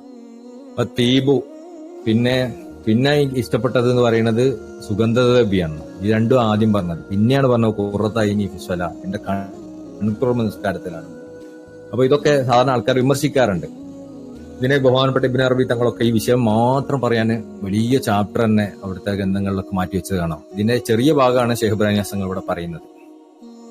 അന്നിസാഉലി അന്ന റസൂലുള്ളാഹി സ്വല്ലല്ലാഹു അലൈഹി വസല്ലം, പെണ്ണുങ്ങളെ റസൂലുള്ളാഹിക്ക് ഇഷ്ടമാണെന്ന് പറയാൻ കാരണം റസൂലുള്ളാഹി സ്വല്ലല്ലാഹു അലൈഹി വസല്ലം യജിദു ഫീ സൗജാത്ത്, അവിടുത്തെ ഭാര്യമാരിൽ കണ്ടെത്തിയ ഔനൻ സഹായികളെ, അലാ തബ്ലീഗ് റിസാലത്തി, പിന്നെ ദീനിന്റെ പ്രചരണത്തിന് സഹായികളായിട്ട് റസൂലുള്ളാഹി അവരെ കണ്ടെത്തിയതുകൊണ്ടാണ്. അതുകൊണ്ടാണ് അവരേറ്റവും ഇഷ്ടം എന്ന് പറഞ്ഞത്. വകുല്ല മുതദവ്വിജിൻ യജിദു മഊനത്തൻ മിൻ ദൗജതിഹി ഫീ ഇഖാമദ്ദീൻ, നല്ലൊരു പെണ്ണിനാണ് കല്യാണം കഴിക്കുന്നതെങ്കിൽ ഏതൊരു കല്യാണം കഴിച്ച പുരുഷനും ആ പെണ്ണിൽ ഒരു സഹായിയെ, ദീനിന്റെ വിഷയത്തിൽ അവനുള്ള ഒരു സഹായിനെ കാണാൻ പറ്റും. എന്താണ് ഇനിയിപ്പോ ലൗലം യക്കുൻ, ഇനിയിപ്പോ അവള് ആകെ ചെയ്യുന്നത് ഇല്ല തഹനി, അപ്പൊ ദീനിൽ അദ്ദേഹത്തിനെ സഹായിക്കാന്ന് പറഞ്ഞാല് ചിലപ്പം അദ്ദേഹത്തിനെ പോലെ അദ്ദേഹത്തിന്റെ ഇൽമിൽ സഹായിക്കലാവും, അദ്ദേഹവുമായി നല്ല ഇൽമിയായ സംഭാഷണങ്ങൾ നടത്തലാവും, അവരുടെ വീട്ടിലെ സ്ത്രീകളായ ശിഷ്യന്മാരെ നോക്കലാവും, ഇങ്ങനത്തെ സാധനങ്ങളൊക്കെ ഉണ്ടാവാം. പക്ഷെ ഇനി അതൊന്നും ഒരാൾ ചെയ്യുന്നില്ല. ഒരാൾ ഇബാദത്ത് ചെയ്യുന്നില്ല, അധികമൊന്നും ഇബാദത്ത് ചെയ്യുന്നില്ല, ഒരു പെണ്ണ് അധികമൊന്നും ഇബാദത്ത് ചെയ്യുന്നില്ല, ഒരുപാടൊന്നും ഖിദ്മത്ത് ചെയ്യുന്നില്ല, പുരുഷന് ഈ ദീനിന്റെ വിഷയത്തിൽ ഏർപ്പെടുന്ന ഒരു പുരുഷനെ അധികം ഒന്നും സഹായിക്കുന്നില്ല, ആ ദീനിന്റെ വിഷയത്തിലുള്ള സഹായങ്ങളൊന്നും നൽകുന്നില്ല. ഇനി ആകെ അവൾ ചെയ്യുന്നത് തഖഫീഹി മിന തഹ്നി, തഹ്നി എന്ന് പറഞ്ഞാൽ ഗ്രൈൻഡ് ചെയ്യലാണ്. പണ്ടൊക്കെ നമ്മളെ വീട്ടില് ഭക്ഷണം ഉണ്ടാക്കിയിരുന്നത് എങ്ങനെയാണ്, അരി ആട്ടിയിട്ടായിരുന്നു, അല്ലെങ്കിൽ ഗോതമ്പ് പൊടിച്ചിട്ടൊക്കെ ആയിരുന്നു. ഇപ്പൊ അങ്ങനെ സാധനങ്ങളില്ല, നമ്മള് പൊടി തന്നെ പാക്കറ്റായി കിട്ടും. അപ്പൊ ആ സാധനം ഇപ്പൊ ആളുകൾക്ക് ഒഴിവാണ്. പെണ്ണിന്റെ പണിയായി പറയണത്. ഈ പെണ്ണ് ആകെ ചെയ്യുന്നത് തഹനാണ്, ഗ്രൈൻഡ് ചെയ്യലാണ്. അതുപോലെ പോലെ അജിന് തന്നെ കുഴക്കാണ്. പിന്നെ ആ മാവിനെ കുഴക്കും, ഇങ്ങനെ കുഴച്ചടിച്ച് റെഡിയാക്കുമല്ലോ, പദം വരുത്തല്ലോ, അങ്ങനെ അതിനെ കുഴക്കുക. അതാണ് രണ്ടാമത്തെ പണി. ഇതിപ്പോ നമ്മൾ കുറെ ഒക്കെ ചെയ്യുന്നുണ്ടെന്ന് തോന്നുന്നു. ഇപ്പൊ കുറച്ച് കഴിഞ്ഞാൽ ഇതിനും മെഷീനാവും. അപ്പൊ തബഹി, പിന്നെ പാചകം ചെയ്യലാണ്. ഇപ്പൊ പാചകവും ഇപ്പൊ പുറത്തുനിന്ന് സാധനങ്ങൾ വാങ്ങി ഓർഡർ ചെയ്ത് സാധനങ്ങൾ വീട്ടിലെത്തിക്കലാന്ന് തോന്നുന്നു പലരും. അപ്പോൾ പാചകവുമാണ് ഓരോ പണി. ഇനി അടുത്ത് വല്ല അസ്ലി, അതുപോലെ തന്നെ അലക്കലാണ്. ഇപ്പൊ അലക്കുന്നതും നമ്മൾ മെഷീനാണല്ലോ, മെഷീനും ഇട്ടുകൊടുത്താൽ അതിങ്ങനെ സ്വന്തം അലക്കിക്കോളും. ഓട്ടോമാറ്റിക് മെഷീനാണ് ഒന്നും വേണ്ടത്, പുറത്തേക്ക് സാധനം വരുത്തിക്കാൻ മാത്രം മതി. ഞാനൊന്ന് ഒഴിവാക്കണം എന്നല്ല പറയണ കേട്ടോ. പണ്ടത്തെ സ്ത്രീകൾക്ക് അള്ളാഹു കൊടുത്തിട്ടുള്ള ഡ്യൂട്ടികൾ നമ്മളെത്ര ചെയ്യുന്നു നോക്കാൻ വേണ്ടിയിട്ടാ. തബഹി വൽ അസ്ലി വൽ കൻസിൽ ബൈത്തിയാണ് വീട് അടിച്ചു പൊടിച്ച് വൃത്തിയാക്കല്. ഇപ്പൊ അതിനും റോബോട്ടുകളൊക്കെ ഉണ്ടെന്നാണ്. ഞാൻ കഴിഞ്ഞ ദിവസം എന്റെ പെങ്ങളെ വീട്ടിൽ പോയപ്പോണ്ട് ഒരു സാധനം അങ്ങോട്ട് ഇങ്ങനെ മൂവ് ചെയ്യും. നോക്കുമ്പോൾ റോബോട്ട് അതിനിങ്ങനെ ഇതാക്കി കൊടുത്തു കഴിഞ്ഞാൽ അതിങ്ങനെ സ്വന്തമായി തുടച്ചോളും. അപ്പൊ കൻസിൽ ബൈത്തി, വീടിനെ വൃത്തിയാക്കല്. റിയായത്തിൽ വലതി, പിന്നെ മക്കളെ പരിപാലിക്കല്. അപ്പൊ ഇതൊന്നും അവർക്ക് മറ്റേലൊക്കെ കുറവുണ്ടെങ്കിൽ ചുരുങ്ങിയത് മക്കളെ നോക്കെങ്കിലും പ്രധാനമായി നോക്കണം. മക്കളെ നോക്കാൻ തന്നെ അവരുടെ തർബിയത്താണ് പ്രധാനമായി ഉദ്ദേശിക്കുന്നത്. അവർക്ക് നോക്കിയിരിക്കാന്നല്ല, അവർക്ക് ഭക്ഷണം കൊടുക്കലും, അവർക്ക് ദീനിയായ കാര്യങ്ങൾ പഠിപ്പിക്കലും, അവർക്ക് അദബ് പരിശീലിപ്പിക്കലും ഒക്കെ റിയായത്തിൽ വലതി, അവർക്ക് മക്കളെ പരിപാലിക്കലും. ഇതൊക്കെ അവൾ ചെയ്യുന്നുള്ളൂ എന്ന് കരുതുക. വേറെ ദീനിയായ കാര്യങ്ങളൊന്നും ഓൾ ഇടപെടുന്നില്ല. ഇപ്പൊ പുരുഷൻ ദീനിയായ കാര്യങ്ങളിലൊക്കെ ഹിദ്മത്ത് ചെയ്യുന്ന ഒരാളാണ്. ആ പുരുഷന്റെ ഭാര്യ അല്ലെങ്കിൽ ഭാര്യമാർ ആകെ ചെയ്യുന്നത് അവിടെ വീട്ടിൽ ആവശ്യമായ അരി പൊടിക്കുകയും അത് കുഴക്കുകയും അത് ഭക്ഷണം പാചകം ചെയ്യുകയും അവരുടെ ആ പുരുഷന്റെയും അവിടെ വീട്ടിലുള്ള ആളുകളുടെയും വസ്ത്രം അലക്കലും വീട് അടിച്ചു തുടയ്ക്കലും മക്കളെ നോക്കലും മാത്രമാണ് ചെയ്യുന്നതെന്ന് കരുതാം. കുല്ലഹാദ ലോ ബാഷർഹു റജുലു ലാ യസ്തഖലു ബിഹി അൻ ദീനി, ഇതെല്ലാം തന്നെ ഒരു പുരുഷനാണ് ചെയ്യുന്നതെങ്കിൽ എന്താ ലാ യസ്തഖലു ബിഹി അൻ ദീനി, അവൻ ദീനിന്റെ കാര്യങ്ങൾ മുഴുകാൻ സാധിക്കൂല. നമ്മൾ സാധാരണ ഇങ്ങനെ പറയുന്നുണ്ട്, റസൂലുള്ളാഹി സ്വല്ലല്ലാഹു അലൈഹി വസല്ലം അടുക്കളയിൽ പണിയെടുത്തിരുന്നു, റസൂലുള്ളാഹി ഭാര്യമാരെ നോക്കിയിരുന്നു, റസൂലുള്ളാഹി ഭാര്യമാരെ കൂടെ കളിച്ചിരുന്നു. ഇതിനൊക്കെ അർത്ഥം, ഈ ഹദീസുകളുടെ ഒക്കെ അർത്ഥം, നമ്മുടെ നാട്ടിലൊക്കെ മൂല്യന്മാരെ കുറെ പ്രസംഗിക്കുന്ന സംഭവങ്ങൾ അതൊക്കെ. ഇതിന്റെ ഒക്കെ അർത്ഥം എല്ലാ ദിവസവും റസൂലുള്ളാഹി ഇങ്ങനെ അടുക്കളയിൽ പോയിട്ട് പാചകം ചെയ്യാൻ കൂടലല്ല, റസൂലുള്ളാഹി എന്നും ഇങ്ങനെ അലക്കാൻ കൂടലല്ല, റസൂലുള്ളാഹി എന്നും തുടയ്ക്കാൻ കൂടലല്ല, അല്ലെങ്കിൽ റസൂലുള്ളാഹി എന്നും ഇങ്ങനെ പെണ്ണുങ്ങളെ കൂടെ ഇങ്ങനെ ഓടിക്കളിക്കുക എന്നുള്ളതല്ല. അങ്ങനെയാണ് റസൂലുള്ളാഹി ദീൻ നടത്താൻ സമയം ഉണ്ടാവില്ല. ഇതിനർത്ഥം എപ്പോഴെങ്കിലും ഒക്കെ ഇത് ചെയ്യുന്നതാണ്. ആ ഒരു പ്രണയത്തിന്റെ ഭാഗമായിട്ട്, അല്ലെങ്കിൽ പെണ്ണിന് സുഖമില്ലാത്ത സമയത്ത് പെണ്ണിന് ഹെൽപ്പ് ചെയ്യാന്നുള്ള രൂപത്തിൽ, കുറെ അതിഥികളൊക്കെ വന്ന് അവരെ ഹെൽപ്പ് ചെയ്യാന്നുള്ള രൂപത്തിൽ ഇതൊക്കെ ചെയ്യാൻ ഇദ്ദേഹം ഹെൽപ്പ് ചെയ്യുന്നുള്ള അതിനർത്ഥമുള്ളൂ. അല്ലാതെ എന്നും ഇതൊക്കെ ചെയ്യലാണ് ഇപ്പൊ വേണ്ടല്ലോ. എന്നിട്ട് ഈ ഹദീസുകളൊക്കെ മൂല്യന്മാർ പ്രസംഗിക്കുകയും ചെയ്യും. എന്നിട്ട് പെണ്ണുങ്ങളോട് വന്നിട്ട് പറയും, പുരുഷന്മാര് ഇനിയിപ്പോ പകുതി ഞാൻ ചെയ്യും, പകുതി നിങ്ങള്, ഈ കുട്ടീനെ ഞാൻ പകുതി എടുക്കും, പകുതി നിങ്ങൾ എടുക്കണം, കുട്ടീനെ പകുതി ഞാൻ ആട്ടും, പകുതി നിങ്ങൾ ആട്ടണം, ഈ കുട്ടീനെ ഭക്ഷണം പകുതി ഞാൻ കൊടുക്കും, പകുതി നിങ്ങൾ കൊടുക്കണം, അടിച്ചാറിൽ ഇന്ന് ഞാൻ അടിച്ചാരും നാളെ നിങ്ങൾ അടിച്ചാരണം, അടുക്കള പണി ഇന്ന് ഞാൻ എടുക്കും നാളെ നിങ്ങൾ എടുക്കും എന്ന് പറഞ്ഞ ഈ രൂപത്തിലുള്ള രീതി ഉണ്ടല്ലോ, ഇതൊന്നും ഇസ്ലാം മുന്നോട്ട് വെക്കുന്ന രീതിയല്ല. ഇതിനൊന്നും ഹദീസും ഖുറാനിലെ ആയത്തുകളും തെളിവുമല്ല.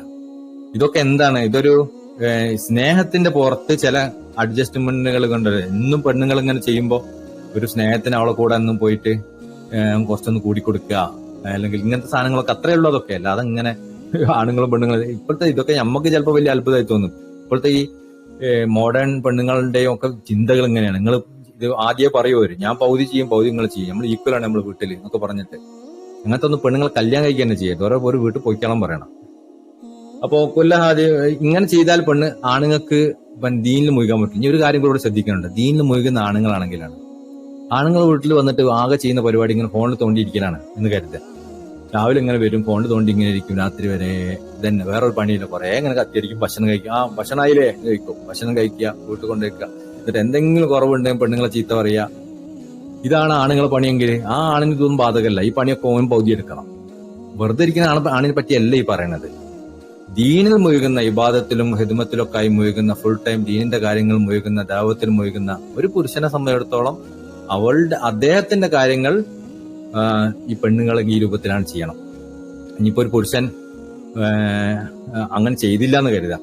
ഒരു പുരുഷൻ ഇങ്ങനെ വീട്ടിൽ വെറുതെ ഇരിക്കുകയാണ്, ഇനി ഒരു പെണ്ണ് കരുതി എന്റെ മാപ്പിളല്ലേ മാമുപ്പരെ ഹിദ്മത്ത് ചെയ്തോളാന്ന് കരുതി ഇതൊക്കെ ഈ രൂപത്തിലുള്ള കാര്യങ്ങളൊക്കെ ചെയ്തുകൊണ്ട് കുഴപ്പമൊന്നുമില്ല കേട്ടോ. ഇപ്പൊ അങ്ങനെ ചെയ്യൽ ഹറാമാവെന്നല്ല പറഞ്ഞത്. പക്ഷെ പുരുഷനോടുള്ള കാര്യം പറയാം. പുരുഷനപ്പോ അവരോട് കൽപ്പിക്കാനും പറ്റൂല. എവിടെ പോയി ഇന്റെ ഡ്രസ്സ് അലക്കിയില്ലേ, എവിടെ തുടച്ചില്ലേ, അടിച്ചില്ലേ, ഇത് ചെയ്യുന്നില്ലേ, ഈ ഇത് പെണ്ണാണ്, ഇതൊക്കെ എന്റെ ഇതൊന്നല്ലെന്നും പറയല് പുരുഷന്റെ അവകാശപ്പെട്ടല്ല. ഇതിലൊക്കെ നമ്മുടെ നാട്ടിലൊക്കെ നടക്കുന്ന വേറൊരു നെറേറ്റീവ് ഉണ്ട്.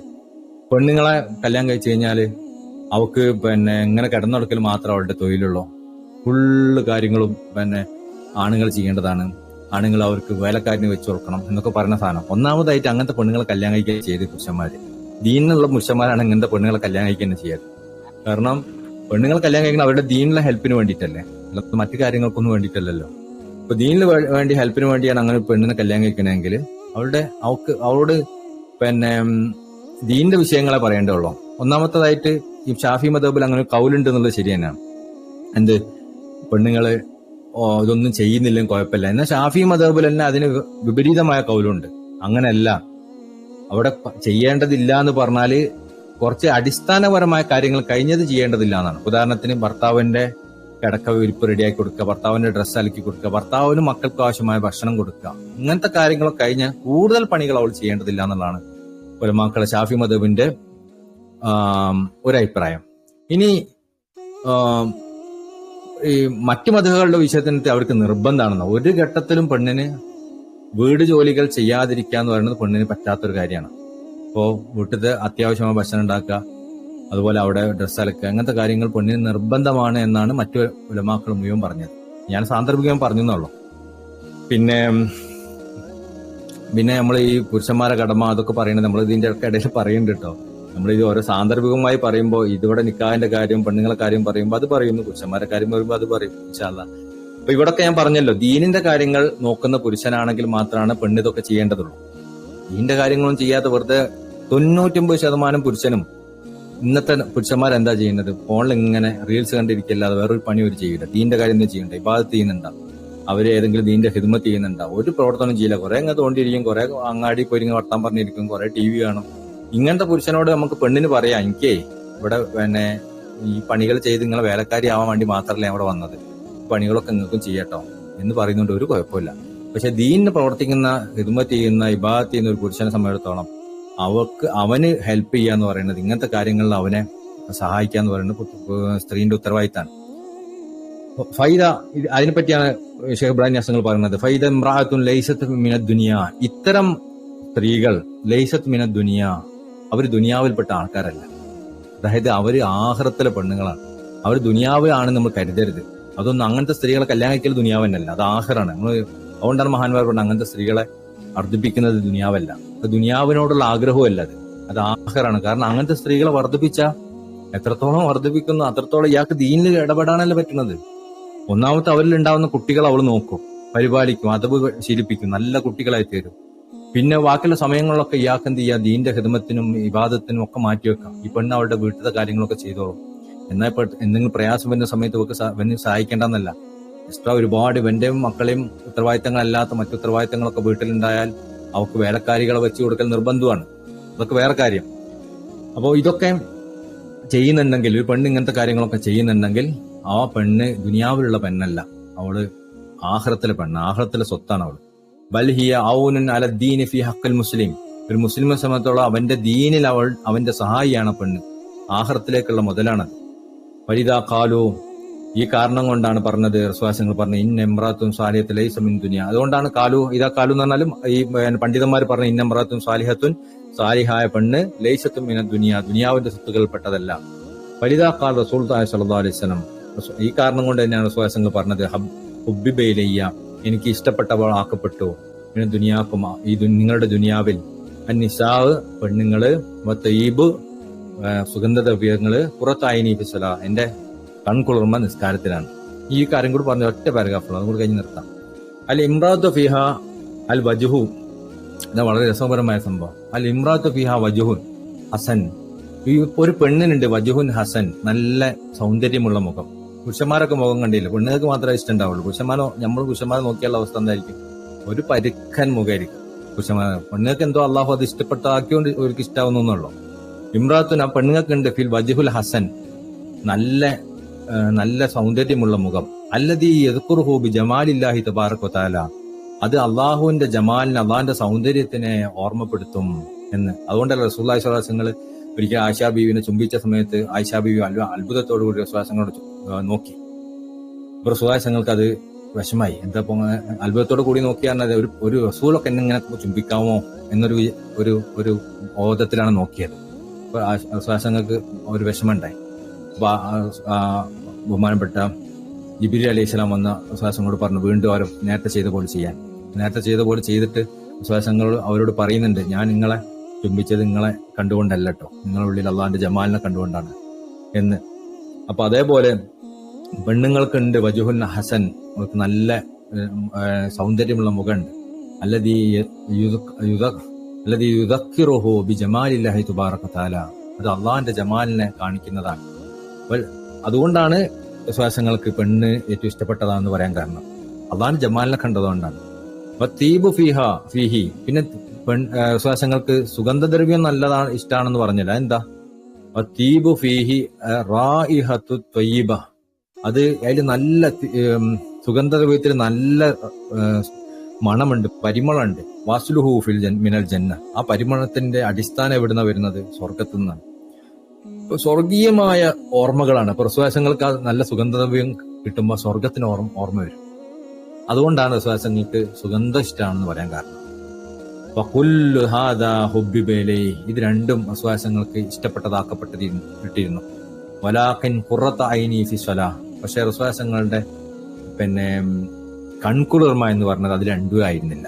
ഇതൊക്കെ ഇഷ്ടപ്പെട്ടതാക്കപ്പെട്ടു എന്നൊക്കെയുള്ള ശരി തന്നെ, പക്ഷെ കൺകുളിർമ എന്തിനാണ്, ഫി സ്വലാ, നിസ്കാരത്തിലാണ്. ലം യഖുൽ ഇന്ന ഖുറത ഐനി ബിസ്സലാ, പക്ഷെ വിശ്വാസങ്ങൾ പറഞ്ഞില്ല എന്റെ കൺകുളിർമ ബിസ്സലാ, നിസ്കാരത്തിലാണെന്ന് പറഞ്ഞില്ല, നിസ്കാരം കൊണ്ടാണെന്ന് പറഞ്ഞില്ല.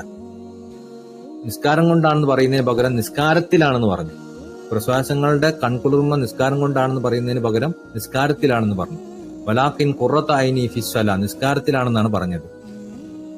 അപ്പൊ എന്താ കൊണ്ട് ഉദ്ദേശിക്കുന്നത്, അൽഹാലത്തുല്ലദീ യജിദുഹാ ഫിസ്സലാത്തി, അതായത് പ്രശ്വാസങ്ങൾക്ക് കൺകുളിർമ ആവുന്നത് എന്തിലാണ്, ആ നിസ്കാരത്തിന്റെ ഉള്ളിൽ കണ്ടെത്തുന്ന ഒരു ആത്മീയമായ അവസ്ഥയിലാണ്. ഇയല്ലത്തി തഖറുബിഹ ഐനുഹു. ആ ഒരു അവസ്ഥയാണ് വിശ്വാസങ്ങൾക്ക് കൺകുളിർമ നൽകുന്നത്. അപ്പൊ ആ നിസ്കാരം ആസച്ച് അല്ല, നിസ്കാരത്തിനുള്ളിൽ എന്തോ ഒരു സാധനമുണ്ട്, ആ സാധനത്തിനെയാണ് താനാണ് വിശ്വാസങ്ങൾക്ക് കൺകുളിർമ നൽകുന്നത്. ലാ ഐനുസല, ആ നിസ്കാരമാവുന്ന രൂപമല്ല. മഹല്ലു മുനാജാത്ത്, ഏത് സമയത്തുള്ള അവസ്ഥയാണ് വിശ്വാസങ്ങൾക്ക് ആ ഒരു കൺകുളിർമ നൽകുന്നത്? ഫസ്തുദ് വഖ്തരിബ് എന്നുള്ള പറഞ്ഞല്ലോ. ഫസ്തുദ് വഖ്തരിബ്, സുജൂദ് ചെയ്ത് നിങ്ങൾ എന്നോട് സാമീപ്യം കരസ്ഥമാക്കണം എന്ന് പറയുമ്പോൾ, സുജൂദ് ചെയ്യുമ്പോൾ നിസ്കാരത്തിൽ സുജൂദിലായി നിൽക്കുന്ന സമയത്ത് അള്ളാഹുവിനോടുള്ള ഒരു സാമീപ്യം ഉണ്ടാവുന്ന ഒരു അവസ്ഥ ഉണ്ട്. അതിൽ അള്ളാഹുവിനോട് മുനാജാത്തൻ നേരിട്ട് സംഭാഷണം നടത്തുന്ന ഒരു നമ്മൾ പ്രാണനാഥനോട് നമ്മൾ അടുത്ത് നിന്ന് സംഭാഷണം നടത്തുന്ന ഒരു അവസ്ഥ ഉണ്ട്. ആ ഒരു അവസ്ഥയാണ് റസൂലുള്ളാഹി സ്വല്ലല്ലാഹു അലൈഹി വസല്ലമക്ക്